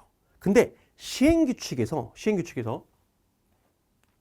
위임이 없는 부분 있지. 위임이 없는 부분에 대해서 지 맘대로 처분 요건을 변경해서 규정한 거야. 뭐라고? 불형에서 지 맘대로 처분 요건을 변경해서 규정했어요. 이거를 위임했는데 얘네들이 이걸 정한 거야. 자, 그럼 위임 범위를 벗어났어, 안 벗어났어? 벗어났죠. 그러면 대외적 구속력이 있어, 없어요? 없잖아. 그게 빈출이었어요. 그래서 두 가지를 비교해서 기억하면 돼. 첫 번째는 위임 범위 내에서 적용된 거고, 두 번째 빈출은 뭐야? 위임 범위를 벗어났던 거야. 그건 대외적 구속력이 없어요. 맞다 이거야. 이게 맞다. 그래서 빈출과 대조되는 반대되는 부분들 있죠? 반대되는 판시 부분. 이게 과거에 이제 그 작년에 이제 뭐가 출제됐었냐면 이런 부분이었어요. 자, 예를 들어서 과징금 납부 명령. 여기 이제 재량이 있어. 재량권 행사가 있어. 행정청에 재량권이 있어. 근데 예를 들어서 과징금 부과처분의 임의적 감경 사유가 있었어. 근데 행정청이 임의적 감경 사유를 고려했어. 고려해가지고 감경을 안 했어요. 감경 안 하고 그냥 그대로 그 과징금 부과했어요. 자, 어떤 경우는 아예 고려를 안 한 거야. 즉 임의적 감경 사유에 해당한다는 걸 몰랐어. 뭐 이런 식으로. 그래서 아예 이걸 고려를 안 한 거야. 그러다 보니까 감경을 안 한 거예요. 자, 첫 번째는 위법해요, 적법해요? 이건 적법하죠. 임의적 감경 사유는 감경할 수 있고 안 할 수 있는데 재량 처분이라면 최소한 뭐까지만 하면 돼요. 고민만 하면 되지. 공익과 사익을 비교역량하는 이 고민만 하면 돼. 고민은 했대잖아. 반면에 아예 고민을 안 했어. 이건 재량권에 뭐가 되는 거야? 불행사가 되는 거야. 위법해, 적법해? 위법하죠. 이건 위법하지. 근데 그 중에 얘는 뭐였어요? 얘가 빈출이었어. 빈출. 그리고 요 부분, 뒷부분, 요거, 앞부분. 색깔 요걸로 해볼까? 요 부분. 요 부분이 이제 작년 22년 소방에서 나왔죠. 이건 잘 안 물어봤었단 말이야. 요것도 마찬가지지. 이런 식으로. 그래서 앞으로 제가 이제 모의고사 만들 때도 요 부분들 좀 주의해서 만들 예정이에요. 자, 그렇게 여러분들 아시면 될 것 같습니다. 자, 그다음 3번. 상급 행정기관 소속 공무원이나 하급 행정기관에 대해서 세부적인 업무 처리나 앞에 뭐 읽을 필요 있어요? 그냥 행정규칙이야. 일반적인 행정규칙. 자, 근데 요것도 우리 팔레트 강에서 얘기했던 거죠. 행정규칙은 무슨 효력이 있어? 대내적 구속력이 있어요, 없어요? 있죠. 근데 뭐가 없어? 대외적 구속력이 있어, 없어? 이게 없지. 대내적 구속력은 있는데 대외적 구속력이 없어요. 이게 원칙이야. 자, 근데 만약에 행정규칙이 상위법에 정면으로 반합니다. 상위법에 반하면 무슨 문제가 생겨? 이때는 대내적 효력도 없죠. 당연히 대외적 효력은 당연히 없는 거고, 이거는. 이 부분이 달라져요. 상위법에 반하냐 반하지 않느냐에 따라서. 그죠? 자, 이게 뭐라고 됐어? 상위 법령에 반하지 않는다. 자, 그럼 최소한 무슨 효력은 있는 거야? 행정조직의 내부적인 효력은 있어, 없어? 있는 거죠. 내부적 효력은 있는 거죠. 상위법에 반하지 않는다. 이게 행정규칙이에요. 그죠? 그래서 공무원은 행정규칙 지켜야 돼, 안 지켜야 돼? 지켜야 되죠. 그래서 틀린 질문이에요. 틀린 질문. 정답은 이제 3번입니다. 자, 근데 아마 지문이 길어서 이거를 제대로 읽지 못하고 오독을 해서 틀리신 분들이 뭐 있을 수 있을 것 같다라는 생각을 합니다. 자, 그 다음에 요 4번 지문은 헌법 소원의 대상이 될 수 있겠느냐? 이거는 나랑 같이 기본 팔레트 강 할 때부터 계속 뭐 복습 테스트부터 해서 계속 외웠던 거죠, 이거. 자, 헌법 소원의 대상이 되려면 법규성이 있어야 돼, 없어야 돼? 있어야 돼. 원칙적으로. 대외적 구속력이 있어야 돼. 그래야 국민의 기본권을 침해할 수 있는 가능성이 있죠. 그래서 대표적으로 두 가지 기억하면 된다고 그랬잖아. 첫 번째는 뭐야? 법령 보충적 행정규칙. 그 다음에 두 번째는 어떤 경우? 그 행정규칙에 따른 처분이 되풀이 시행되어 행정의 자기구속의 원리에 따라 대외적 구속력을 가지는 경우. 둘 다 대외적 구속력을 가지는 경우죠. 원래 행정규칙 자체는 헌법소원 대상이 될 수가 없어요. 원래는. 이러한 경우에만 예외적으로 헌법소원의 대상이 될 수 있다. 그죠? 맞는 지문입니다. 자, 그 다음에 12번. 행정상 사실행에 대한 설명으로 옳지 않은 것은. 자, 요것도 좀 여러분들이 좀 생소했을 거예요. 12번도. 자, 권력적 사실행위가 행정처분의 준비 단계로서 행해지거나 행정처분과 결합이 됐대요. 이렇게. 그러니까 이런 식으로 된 거지. 권력적 사실행위.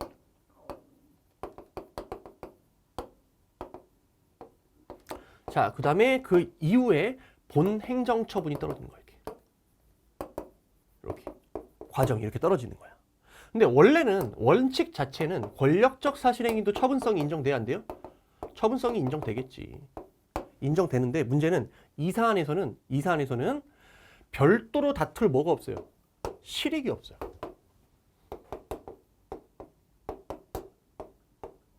그러니까 원래는 얘만 있으면, 권력적 사실행위만 있으면 일단 처분성은 인정될 수 있어요. 하지만 얘가 만약에 얘와 결합이 됐어. 하나의 행위로 이어져. 이런 식으로. 그래서 우리가 이제 맨날 공부했던 게, 예를 들어서 만약에 선행처분이 있고 후행처분이 있는데, 선행처분이 후행처분에 어떤 경우가 있어요? 흡수되는 경우가 있죠. 흡수. 통합되는 경우가 있어요. 그럼 얘를 다투는 게 아니라 뭐를 다퉈야 돼요? 뒤에 있는 후행처분을 다퉈야 되냐. 근데 얘가 이제 어떤 행위로 이루어졌대? 준비 단계라든지 뒤에 있는 행정처분과 결합해서 이루어져갖고 이 뒤에 있는 처분에 흡수 통합되어 불가분의 관계가 있대. 이런 식으로 합쳐져가지고. 그럼 얘는 어떻게 돼? 여기에 흡수돼서 통일되는 거야. 그럼 얘는 더 이상 다툴 실익이 있어 없어? 없다라는 얘기죠. 이 문제에서는. 요 12번에 몇 번 지문? 1번 지문. 요렇게. 무슨 말이겠죠? 그래서 요거는 다툴 실익이 있다 없다. 처분과 분리해서 따로 다툴 실익이 있다 없다. 없다 이렇게 가시면 되겠습니다. 그래서 정답은 이제 1번인데 솔직히 요 정도의 문제를 풀 수 있으려면 공부를 정말 많이 해야 돼요. 공부를 많이 해야 되고 제가 뭐 이걸 직접적으로 언급해 드린 적은 없지만 하지만 이 과정은 제가 지겹게 얘기했어요. 선행처분과 후행처분이 있을 때 어쨌든 얘도 처분이잖아. 얘도 처분이야. 그러면 선행처분, 얘를 선행처분, 얘를 후행처분이라고 할 때 선행처분이 후행처분에 흡수 소멸되면 얘는 다툴 소의 이익이 있다 없다? 없다라는 건 지겹게 얘기했던 거거든. 자, 비권력적 사실행위입니다. 자, 얘는 처분성 인정됩니까? 안 됩니까? 안 되고 헌법 소원에 해당이 되는 공권력 행사에도 해당할 수 있어 없어요? 없죠. 비권력적 사실행위는 아무런 법적 효과도 없기 때문이죠. 기본권 침해 가능성도 없어요. 원칙적으로. 하지만 행정청이 우월한 지에서 일방적으로 하는 권력적 사실행위는 헌법 소원 대상이 되는 공권력 행사에 해당한다 안 한다? 한다. 맞는 질문이에요. 근데 조금 뭔가 뭐라고 해야 되지? 행정법에서 헌법 소원의 대상이 되는 공권력 행사에 해당하느냐를 물어보는 경우들도 몇 군데 쟁점이 있어요. 근데 이상하게 유난히 요 시험에서 헌법 소원의 대상이 되는 공권력 행사에 해당하는지를 자꾸 물어봐. 그러니까 문제가 어려워지지. 이게 도대체 이게 왜 이런 걸 물어봤을까를 되게 고민을 많이 해봤어요, 제가. 많이 해봤더니 뭐였냐면은 이거야. 최근에 제가 최신 판례 특강에서 헌법재판소 판례를 소개한 것 중에 이런 사례가 하나 있었어요. 최신 판례 특강에서.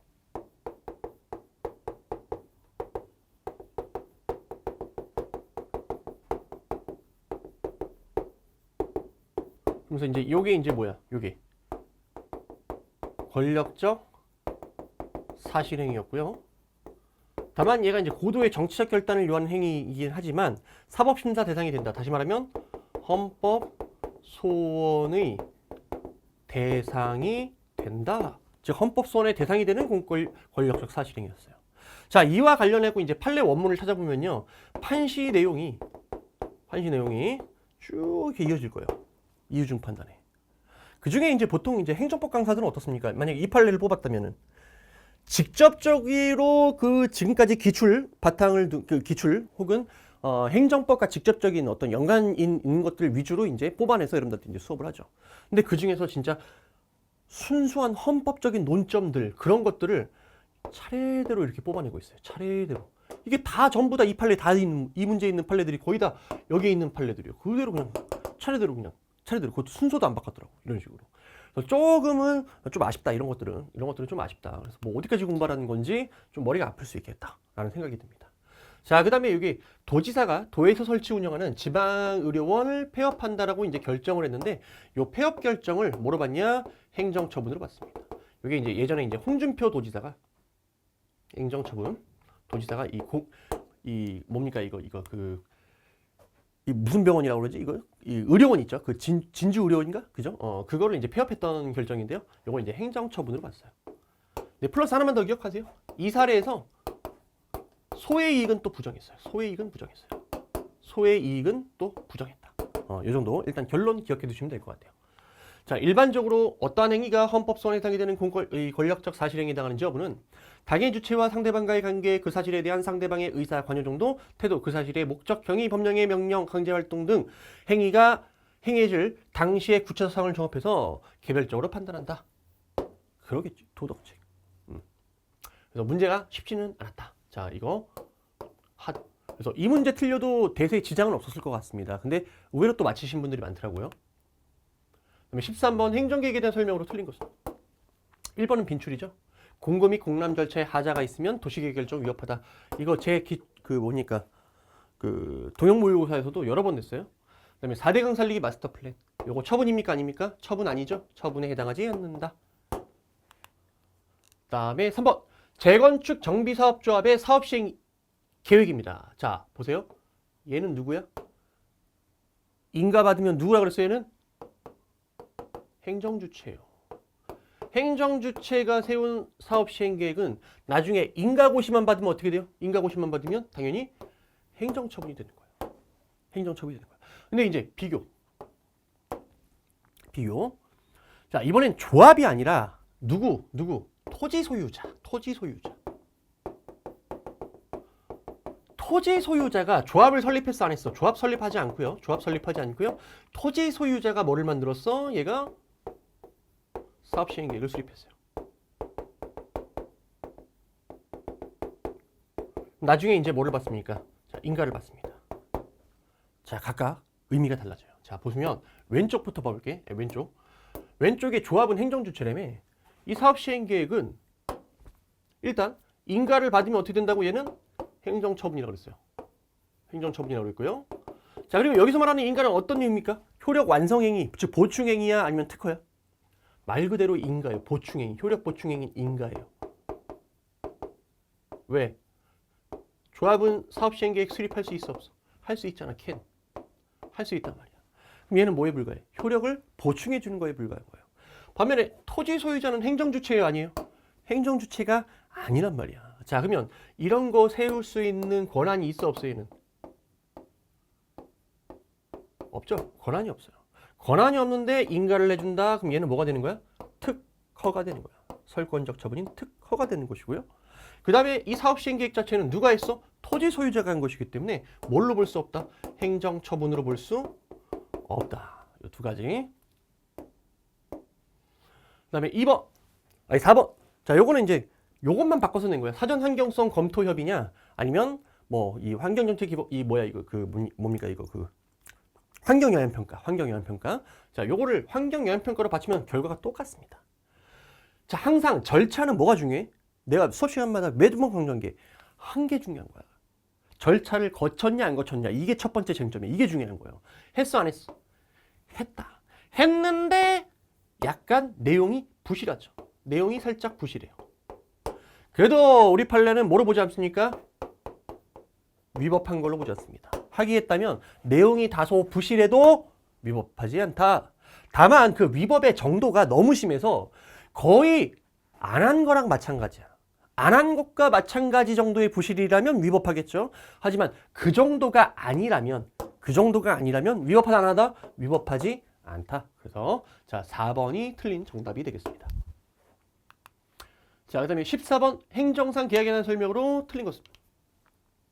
자, 요거는 이제 뭐 조금 자주 나오진 않았지만 그래도 이제 기출 가지고 충분히 풀 수 있는 내용들이었어요. 그리고 법령을 위반하지 않는 범위에서 행정청은 뭐 할 수 있다? 공법상 계약 체결할 수 있다. 어디에 있어요, 이거?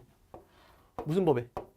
행정기본법이죠. 이거 행정절차법이라고 하면 난리 나는 거예요. 행정기본법에 이런 거 있었고요.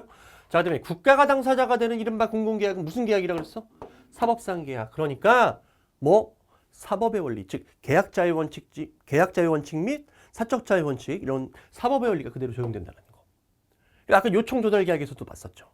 자, 그다음에 국가와 상인 사이에 계약이 체결되었다면 법령에 따라 작성해야 하는 계약서가 따로 작성되지 않았습니다. 자, 사인 간의 계약, 국가계약법이 적용되죠.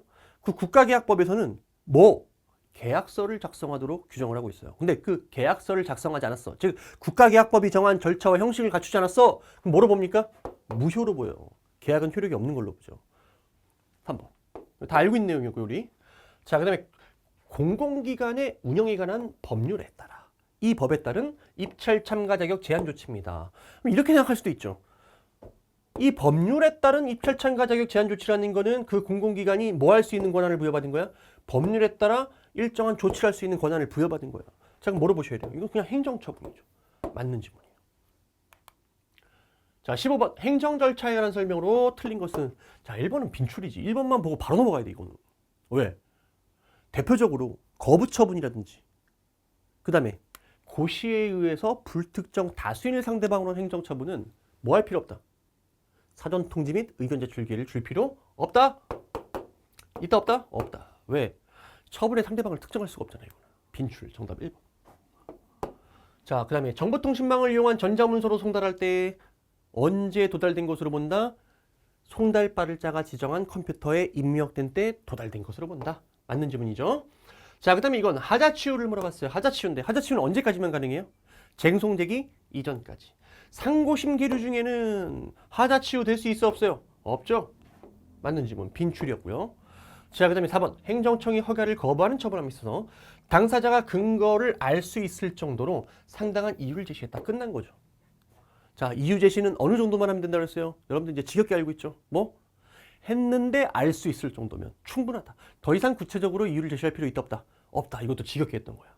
구체적 조항 및 내용까지 명시하지 않았더라도 그로 말미암아 처분이 여파하게 되는 것은 아니다. 맞는 지문이죠. 인출. 이걸 내가 몇 번을 했을까, 그죠?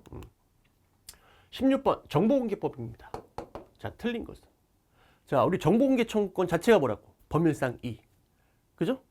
모든 국민은 정보공개를 청구할 수 있어요. 근데 문제는 오로지 공공기관 담당 공무원을 괴롭힐 목적이거나 이런 권리 남용에 해당하면 정보공개 청구 허용된다 안 된다? 안 된다라는 거. 빈출.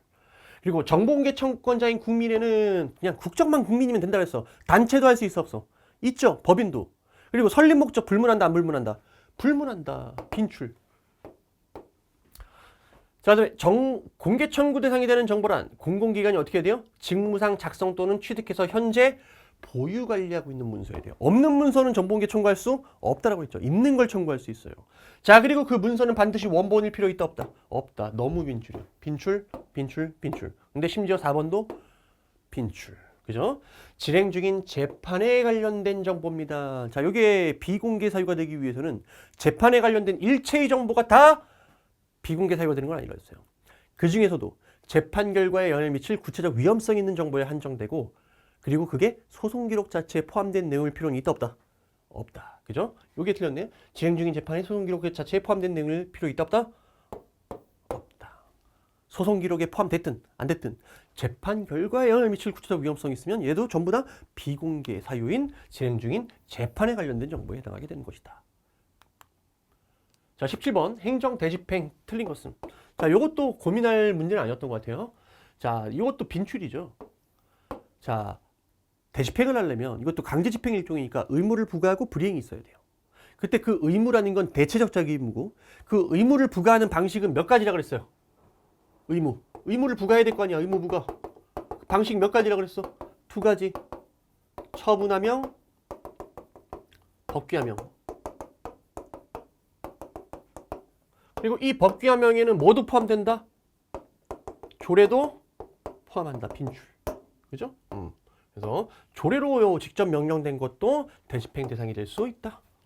자, 그 다음에 2차 계고, 반복된 계고 처분은 처분이다 아니다? 아니다. 정답 2번이죠. 자, 그 다음에 개통실비. 마지막에 뭐 하는 거야? 국세징수법에 의해서 징수하는 거죠. 강제징수. 그 다음에 4번째, 계고 처분은 독립된 처분으로서 위법 건축물에 대한 철거 명령과 계고 처분을 동시에 할 수 있다 없다? 한 장의 문서로 동시에 할 수 있다. 빈출. 자, 18번 옳은 것은 과태료가 나왔고요. 형사처벌 지겹게 한 거잖아. 이 두 개를 병가해도 돼 안 돼? 되죠? 왜? 처벌은 몇 번밖에 없었어. 한 번밖에. 얘는 처벌이 아니죠. 처벌은 아니죠. 처벌은 이제 형사처벌. 얘만 얘기하는 거였어. 그럼 얘가 이중처벌이 될 수 있어 없어요? 없죠. 이중처벌이 아니란 말이에요. 그죠? 자, 그 다음에 과태료와 같은 행정질서벌입니다. 자, 얘는 행정질서 유지를 위한 의무 위반이라는 객관적 사실에 대해서 가해지는 제재이므로, 자, 요 표현은 논란의 소지가 있어요. 표현 자체가 좀 문제가 있다. 문제가 약간 있다. 뭐 그렇다고 해서 이게 출제 오류라고까지 얘기할 수는 없는데요. 문제가 약간 있다. 이렇게 얘기할 수 있을 것 같아요. 왜인지는 이제 계속 설명드릴게요. 일단. 자, 제가 이제 그 수업 시간에 맨날 했던 얘기가 뭐였냐면은, 우리 엄마가 치킨집을 영업을 해요. 치킨집 영업하는데 쓰레기를 무단 투기했어요. 누가? 우리 종업원님이 쓰레기를 무단 투기했어요. 그때 과태료를 우리 가게에 부과하는 거야? 아니면 우리 엄마 가게에 부과하는 거야? 아니면 그 종업원한테 부과를 하는 거야? 과태료. 우리 엄마한테 부과를 하는 거예요. 누구에게 부과한다? 형벌과는 다르게 법령상 책임자로 규정된 자에게 부과됩니다. 자, 그리고 이거 법조문 있어요 없어요? 법조문이 있어요. 우리 질서 위반행위 규제법에는 예를 들어서 개인이나 법인에게 부여된 의무를, 법령상 부과된 의무를 그 개인의 뭐 대리인이라든지 뭐 법인의 뭐 대표자 이런 사람들이 만약에 위반을 했어. 그때 과태료를 누구에게 부과해요? 법인 또는 개인에게 부과를 하고 있죠. 그래서 맞는 지문이 되는 거야. 근데 이 표현이 왜 살짝 어색하냐면요. 여기 우리가 보통 영업정지 처분처럼 행정질서를 의무 위반이라는 행정질서 위반이라는 객관적 사실에 착안해서 가해지는 죄지 하면 뭐를 떠올립니까? 뭐 영업정지 처분, 그죠? 이런 것들 떠올린단 말이야. 뭐 과징금, 가산세 이런 것들. 그게 왜 그러냐면 행정질서벌, 과태료 얘는 객관적인 법 위반이라는 사실 플러스 뭐를 요구해요? 주관적인 개인의 고의 또는 과실을 요구하죠. 이게 영업정지 처분과의 차이점이잖아. 그래서 영업정지 처분은 행정질서 유지를 위한 의무 위반이라는 객관적 사실에 대해서 가해지는 제재다 이러면 정확하게 맞는 표현이에요. 근데 이제 과태료를 이런 식으로 표현하면 표현이 좀 미흡해질 수 있어요. 왜? 주관적인 고의 과실까지도 요구하기 때문이죠. 그럼 이 판례가 언제적 판례를 가지고 이걸 문제를 낸 거냐면요. 질서 위반의 규제법이 과거에는 고의 과실을 요구하지 않았었어요. 고의 과실을 요구하지 않았는데 질서 위반의 규제법이 이제 새롭게 개정이 되면서 고의 과실을 요구하기 시작했단 말이에요. 한마디로 이 고의 과실을 요구한다라는 법조문이 시행되기 이전의 판례를 가지고 이렇게 문제를 낸 거예요. 그러니까 이제 표현 자체가 좀 문제가 있죠. 근데 어쨌든 완전히 틀렸다고 볼 수는 없기 때문에 이 지문은 일단 동그라미를 쳐야 될 것 같고요. 자, 나머지 3, 4번은 완전히 틀렸죠. 자신의 행위가 위협하지 않는 것으로 오인하고 그 오인에 정당한 사유가 있으면 과태료를 부과할 수 있다 없다? 없다. 빈출. 자, 그 다음에 질서 위반 행위 후 법률이 변경되어 그 행위가 더 이상 질서 위반 행위에 해당하지 않게 되었습니다. 이것도 우리가 이제 마지막 그 단순함기 특강 때도 했었죠. 이때는 유리한 변경. 무슨 법을 적용한다? 행위시법이 아니라 변경 후의 법률. 즉 변경된 법률을 적용하는 거야. 신법이죠. 신법을 적용하는 거예요. 그래서 4번은 X예요. 다 완벽하게 틀렸고 정답은 이제 2번 처리하시면 되겠습니다. 자, 그 다음에 19번 갈게요. 행정의 실효성 확보 수단. 이게 뭐 또 나네. 틀린 것은. 자, 1번은 뭐 너무 많이 본 거죠. 아니 소방차가 이제 불 끌려고 그러는데 막 불법 주정차된 막 차량 같은 게 있어. 이거 치워야 돼. 아니 당장 급해 죽겠는데 언제 의무부가하고 그죠? 그 불이행을 기다렸다가 조치를 합니까? 즉시 강제죠? 맞는 지분이고요.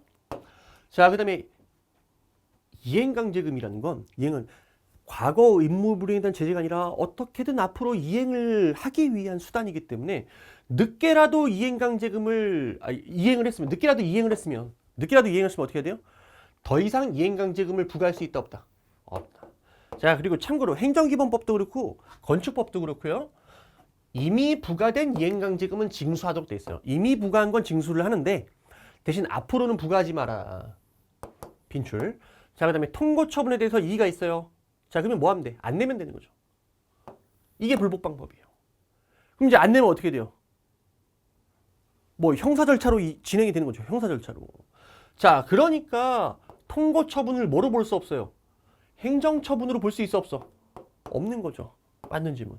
그래서 내가 맨날 얘기하는 게 행정벌, 즉 과태료, 통고처분 둘 다 별도의 불복 절차가 따로 있기 때문에 행정처분이다 아니다? 아니다. 기억하시고요. 그 다음에 틀린 건 이제 4번이죠. 조세부과에 근거가 되었던 법률 규정이 위헌 결정되었다 하더라도 그에 기한 과세처분이 위헌 결정 전에 이루어졌다면 위헌 결정 이후에 조세채권 집행을 위한 새로운 체납처분 절차에 착수할 수 있느냐. 자, 이건 모의고사를 비롯해서 기출, 모의고사 뭐 여러 번 냈죠. X죠. 물론 위헌 결정 이전의 과세처분은 어때요? 취소 사유에 불과하고요. 취소 사유에 불과해요. 하지만 유효하죠. 어쨌든 위헌 결정이 있는 순간부터는 후속 체납 처분 절차 진행할 수 있다 없다? 없다. 말하면 입이 아프죠. 그죠? 자, 20번 국가배상의 요건. 틀린 것은 국가배상법이 정한 손해배상 청구의 요건인 공무원의 직무 어떻게 본다? 넓게 본다. 자, 그러니까 권력작용뿐만 아니라 모두 포함한다. 비권력적 작용 대표적으로 모두 행정지도죠. 비권력적인 사실인 행정지도 이런 것도 포함된다 안 된다? 된다. 하지만 사경제 주체로서의 활동은 들어간다 안 들어간다? 빠진다. 맞는 직무죠. 자, 그 다음에 공무원에게 부과된 직무상 의무의 내용이 어떤 내용이어야지 배상 책임이 인정된다? 개인의 안전과 이익을 보호하기 위한 것이어야 되죠. 단순히 공공 일반의 이익, 행정내부 질서를 규율하기 위한 것이었다면 이를 이행하지 않았다고 해서 손해 발생 사이에 인과관계를 인정할 수 없었죠. 그죠? 전적으로 또는 부수로 사회의 구성원 개인의 안전과 이익을 보호하기 위한 거야. 사익보호성 인정돼. 자, 그러면 배상 책임 인정된다, 안 된다? 된다. 자, 3번. 이거는 또 제가 최신 판례 때도 한번 또 다뤄드렸어요. 물론 빈출이긴 해. 빈출인데 최신 판례에서 다뤄드렸죠. 자, 어떠한 처분이 항고소송에서 위법하다고 해갖고 뭐가 됐어요? 취소 판결이 떨어졌어. 자, 그렇다고 해서 국가배상 책임이 바로 인정된다? 안 된다. 국가배상법상의 고의가실까지, 그죠? 고의가실에 의한 불법행위까지 인정되는 건 바로 아니다. 그죠? X야. 그 다음에 중과실, 뭐야? 거의 고의에 가까울 정도의 현저한 주의무 위반을 우리가 중과실이라고 얘기를 하죠. 자, 이것도 재판에서, 물론 중간에도 달았지만 이거 재판에서 했었고, 이것도 재판에서 다 했어. 이거 다 했어. 앞에는 안 했나? 앞에는 안 했나? 이것도 재판에서 했고요. 다 했었죠. 다 재판. 이것도 재판에서 했어. 전부 다. 근데 물론 다 맞히셨겠죠. 자, 행정상 손실보상제도에 대한 설명으로 틀린 것은, 자, 이거 대망의 최신 판례. 정답이 1번이야. 정답이 1번인데 이게 최신 판례예요.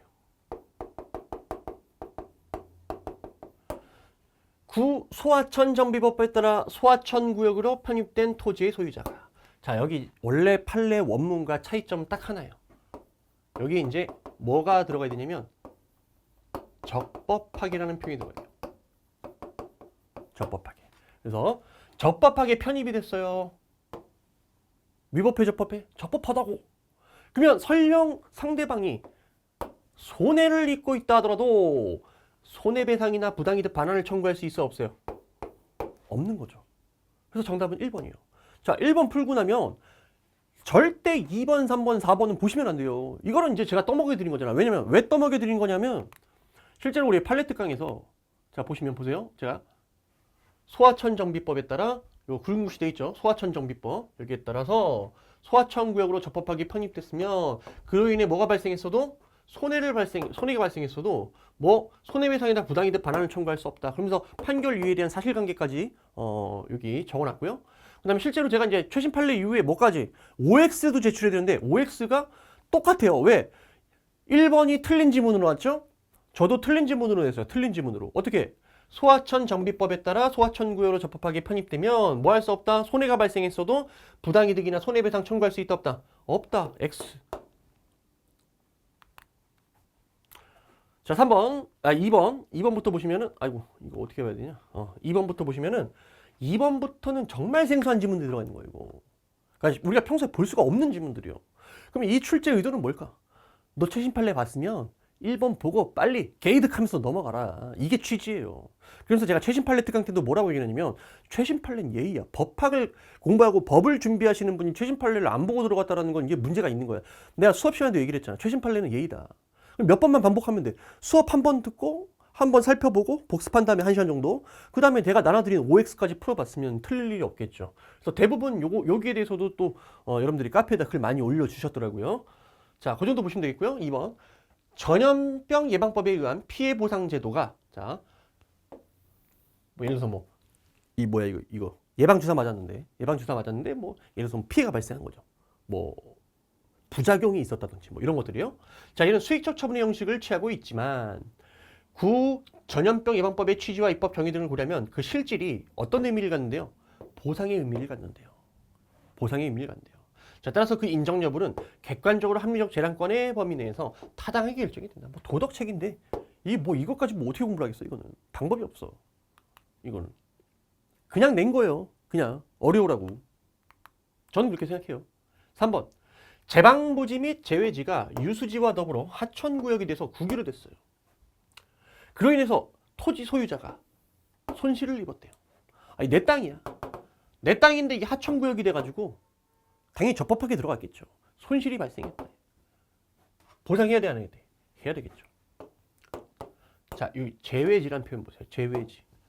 물론 제가 이걸 직접적으로 가르치는 부분은 없지만 제가 팁을 드렸어요. 팁을. 이 많은 판례들을 다 기억할 수가 없으니까 뭐 제외지라든지 이런 식으로 부대적 손실이 발생했다. 그죠? 부대적 손실에서 발생했을 때 이에 대한 손실보상의 명문의 규정이 없어도 우리 대법원 어떻게 한다고 했어요? 유추해서 보상해준다. 그래서 내가 수업 시간에 기본서 순서 기억해라. 기본서 순서. 첫 번째 손실보상 파트에서 손실보상의 일반적인 요건 공부한 다음에 그 다음에 여러 가지 그 손실과 관련해 가지고 부대적 손실, 딸린 손실, 그죠? 대표적으로 게 뭐야? 수용의 대상이 되지 않은 제외지 있죠, 그죠? 자, 그런 부분들이라든지 혹은 또 뭐 간접 손실, 사업 시행 지구 밖에서 발생한 손실, 이런 것들은 별도의 명문의 손실보상 규정이 없어도 우리 대법원 어떻게 한다고? 관련 규정을 유추 적용해서 손실보상하려는 경향이 있다. 그럼 그거 가지고 여러분들이 풀 수 있지 않았을까라는 생각을 하지만 물론 뭐 쉽지는 않았겠죠. 그죠? 왜? 어쨌든 1번 보고 보면 안 돼. 1번만 딱 1번만 보고. 그죠? 자, 4번. 국토계획 및 이유에 관한 법률에서 규정하는 도시계획 시설 사업입니다. 자, 도시계획 시설 사업으로 이제 왜 도시를 계획하느냐 봤더니 뭐야? 우리 철도 좀 깔자 이 동네에다가. 그죠? 뭐 공항, 주차장 같은 거 설치하자. 이렇게 도시계획 사업을 시행했어요. 그럼 이건 뭐를 위한 거예요? 공익을 위한 거예요. 그럼 여러분들 동네 철도 필요 안 필요해? 아, 필요할 수 있잖아. 그 다음에 주차장 필요 안 필요해? 필요할 수 있잖아요. 이런 교통시설 필요해서 하는 거 아니에요? 이게 바로 뭐예요? 이게 바로 뭐야? 우리가 손실보상에서 말하는 공공필요죠. 예를 들어서 여러분들의 소유권을 뺏어가는 수용, 혹은 여러분들의 토지 좀 쓰자, 뭐 제한을 한다. 자, 이런 것들은 뭐가 있어야 된다 그랬어? 공공필요가 있을 때만 할 수 있다 그랬죠. 그래서 이게 이제 공공필요가 인정된다 이 얘기야. 그러면 헌법이 위반되지 않겠죠. 맞는 질문인데, 이거까지 어떻게 공부하냐 이 얘기야 이거. 헌법을 공부하시는 분들 정도가 못 봤을 수도 있겠죠. 하지만 이게 과연 시험 범위냐 이 얘기야. 시험 범위 아니야. 시험 범위 아니에요 이거. 매번 얘기했잖아. 1번 풀고 가면 안 된다. 1번 풀고 나이스하고 넘어가야 돼요. 그럼 이 문제는 개이득이지 그냥. 78회 보고 정답 맞추면. 그래서 제가 말씀드렸던 그 출제 패턴이 항상 유지가 됐어요. 그죠? 거의 예외가 없죠. 자, 22번. 자신이 소유한 모텔에서 성인 을과 청소년 병을 투숙시켜 이성 혼숙을 하도록 한 사실이 적발이 됐습니다. 자, 법을 위반했죠. 자, 그래서 A도에 있는 관할 비군수 정으로부터, 이 사람이 이제 군수예요. 군수. B도에 있는 군수예요. 그러니까 B군에 있는 A도 산하의 B군에 있는 군수정이에요. 이제 이 사람이 이제 행정청이죠. 행정청. 말을 왜 이렇게 어렵게 써놨어, 그죠? 행정청 정이에요. 자, 예로부터 공중위생관리법에 따라 영업정지 3개월의 처벌을 받았대요. 이제 억울해서 이제 불복하겠죠. 취소송 같은 거 제기를 하겠죠. 자, 이에 대한 설명으로 틀린 것. 자, 본사안은 이른바 행정심판 전치주의가 적용된다 안 된다? 안 되죠. 우리 공통세제 감노특 말고는, 그죠? 얘는 뭐야? 그죠? 전치주의 적용되는 사안이 아니에요. 그러므로 우리 행정소송법에 따라 원칙이 뭡니까? 인위적 행정심판 전치주의. 심판 안 거치고도 곧바로 취소송 제기할 수 있다. 자, 그 다음에 얘가 처분을 했어. 행정심판 청구한다 그러면 어디다 제기를 해야 돼요? A도에 있는 행정심판위원회에다가 제출해야 되겠죠. 얘보다 한 단계 위. 얘가 어디에 소속돼 있어? 여기에 소속돼 있으니까 여기다 가는 거야. A도 행정심판위원회가 심리 담당한다. 자, 그다음에 행정심판위원회가 가배 청구를 기각하는 재결을 내렸습니다. 자, 그리고 나서 행정소송을 언제까지 제기할 수 있냐? 문제를 이렇게 물어봤죠. 제소기간 문제죠, 제소기간. 자, 행정심판을 안 거쳤어. 자, 정해 처분이 있어. 원처분이 있고 심판 재결이 있어. 행정소송을 제기를 하려고 그래요. 취소송이겠죠. 제소기간 제한이 있죠. 자, 심판 재결을 안 거쳤어. 안 거치고 할 수 있잖아. 우리 행정심판법에 따르면, 행정소송법에 따르면. 그죠? 그러면 제소기간은 이때부터요. 이때부터 90일이 진행되는 거예요. 즉, 처분서를 통지받으면 그때부터 뭐 90일 이내. 처분 내용을 알았으면 그때부터 90일 이내. 근데 만약에 재결까지 거쳤으면 어떻게 된 거야? 이때부터 진행하는 거죠. 재결서 정본을 송달받은 날로부터 90일 이내. 그죠? 재결 거쳐서 안 거쳤어. 거쳤으니까 재결서 정보를 송달받는 날부터 90일 내에 소송 제기된다. 맞는 질문이죠. 그래서 심판 거치면 그만큼 시간 깎아먹었으니까 재결 끝나고서부터 제소기간이 진행한다. 그럼 정답은 이제 4번이죠. 행정심판위원회가 가배 청구를 인용하는 재결을 했어요. 자, 인용 재결에는 무슨 효력이 발생합니까? 이 재결의 기속력. 자, 시작. 행정청하 기속력이에요. 행정청하 인용 재결. 다시 말하면 네가 졌으면, 소송이나 심판에서 졌으면 그 재결의 취지를 따라라. 이게 뭐예요? 기송이요. 자, 그러면 행정청인 정은 행정청이에요. 이 인용재결에 불복해서 소송 제기할 수 있어, 없어요? 없는 거죠. 재결의 기속력이기 때문에. 그래서 이것도 제가 모의고사까지 많이 출제를 했던 부분이죠. 자, 그 다음에 23번. 행정소송법에 따른 법률상 이익, 즉 원고적격을 물어봤어요. 혹은 소이익. 틀린 것은. 자, 처분의 무효 또는 취소를 구하는 소에서 비록 내가 취소 판결을 받았어. 무효확인 판결을 받았어. 승소를 했어. 승소를 했어도 그래봤자 위법 상태를 원상으로 회복시키는 것이 어때? 불가능해. 그럼 원칙적으로 소의 이익이 있어, 없어요? 없는 거죠. 기본이기. 그러면 두 번째. 행정청이 한 처분의 취소를 구하는 것보다 보다 실효적이고 직접적인 구제 수단이 있어. 그럼에도 처분의 취소를 구하는 거. 소이익이 있겠어, 없겠어? 없죠. 유효적절한 수단이라 할 수 없기 때문에 소이익. 즉 다른 수단이 있으면 어떻게 돼? 다른 수단이 있으면 그 수단을 선택해야 되겠죠. 맞는 지문이에요. 자, 그 다음에 뭐 예를 들어 이런 거지. 거부 이후에 후속 처분이 있었어. 뭘 다퉈라? 후속 처분 같은 거 다퉈라. 이걸 다투지 마라. 이게 더 유효적절한 구제 수단이니까. 무슨 말인지 알겠죠? 오케이, 뭐 그런 것들이에요. 자, 그 다음에 지방의회 의원에 대한 제명의결 취소 소송 계속 중 의원의 임기가 만료되었습니다. 소송 계속 중. 그러면 소송 제기하기 전에 임기 만료됐어, 안 됐어? 안 됐죠. 자, 그러면 제명의결 취소를 구할 소이익이 있다, 없다? 있다. 너무너무 빈출이죠. 너무너무 빈출. 정답은 3번이에요. 취소 판결 받으면 제명이 소급해서 사라지면서 나는 제명의결 시부터 임기 만료일 시까지 받을 수 있는 월정 수당을 받아낼 수 있죠. 그러면 소송을 제기해서 이길 실익이 있어, 없어? 있잖아요. 소액이 있다. 반면에 어떤 사람이 있었어? 이미 임기가 만료된 지방의회 의원. 소송 계속 중이 아니라. 그때는 소액이 있었어, 없어? 소액이 없었죠. 그죠? 그럼 4번. 행정처분이 취소되면 그 처분은 취소로 인해서 효력이 상실되어 더 이상 존재하지 않게 됩니다. 취소됐으니까요. 없어졌죠? 자, 그러면 그 취소된 처분이에요.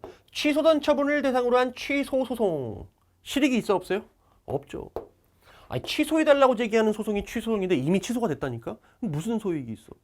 혹은 취소송 제기했는데 그 와중에 행정심판위원회가 취소를 해줬어. 그래도 어때요? 소익이 없죠.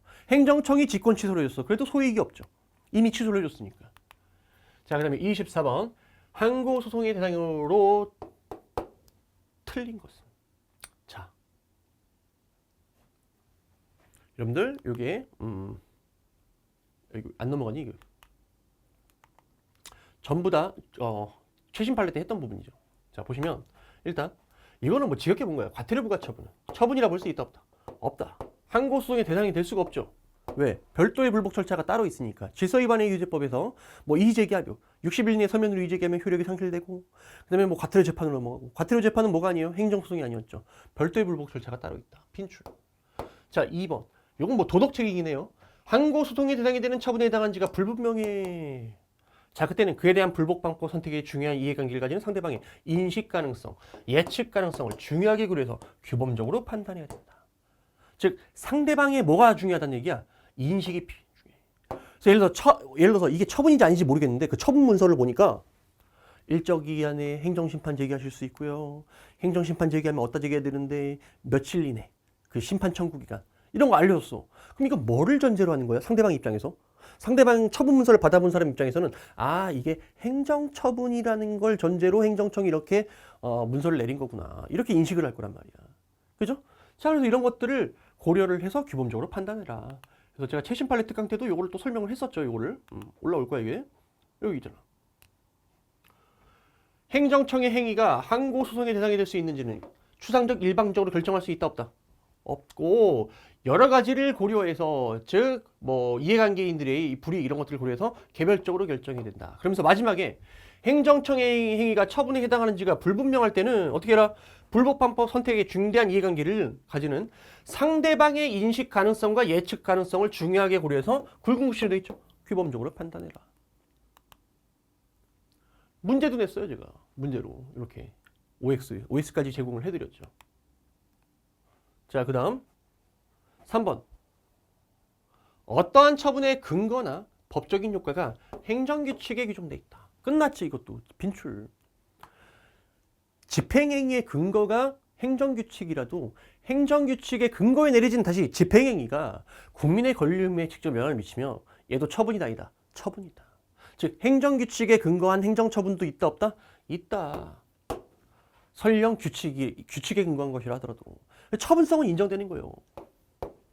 그럼 소송요건 통과했죠. 그죠? 그럼 이제 본안에서 이 처분이 위법한지 적법한지를 판단하는데 그때는 얘를 기준으로 적법한지 위법한지를 판단하는 게 아니죠. 이 행정규칙 위에 있는 상위 법령을 기준으로, 즉 법규성이 있는 걸 기준으로 이 처분이 위법한지 적법한지를 판단해야 되겠죠. 그죠? 그래서 그 처분이 위법한 것이냐, 그건 본안 판단 사항이고, 어쨌든 규칙의 근거에서 내려진 행위가 국민의 권리 의무에 직접 영향을 미치면 그 행위도 뭐가 된다? 행정처분에 해당한다는 거야. 다시 말하면, 자, 다시. 행정규칙이 있으면 너무 중요한 거니까. 이게 이제 집행행위를 했어. 근데 이 집행행위가 어떤 행위야? 이렇게 상대방의 권리 의무에 직접 영향을 미치는 행위란 말이야. 그럼 이 집행행위도 뭐 처분성을 인정해주겠다 이 얘기야. 하지만 얘가 위법한지 적법한지는 얘를 가지고 판단하는 거 아니고 그 위에 뭐가 있겠어요? 법규가 있다면 얘를 기준으로 위법 적법 여부를 판단한다야. 본안에서는. 4번. 이것도 최신 판례 때 했던 거죠. 총포화약안전기술협회가 회비납부 의무자에 대한 회비납부 통지 뭐로 봤습니까?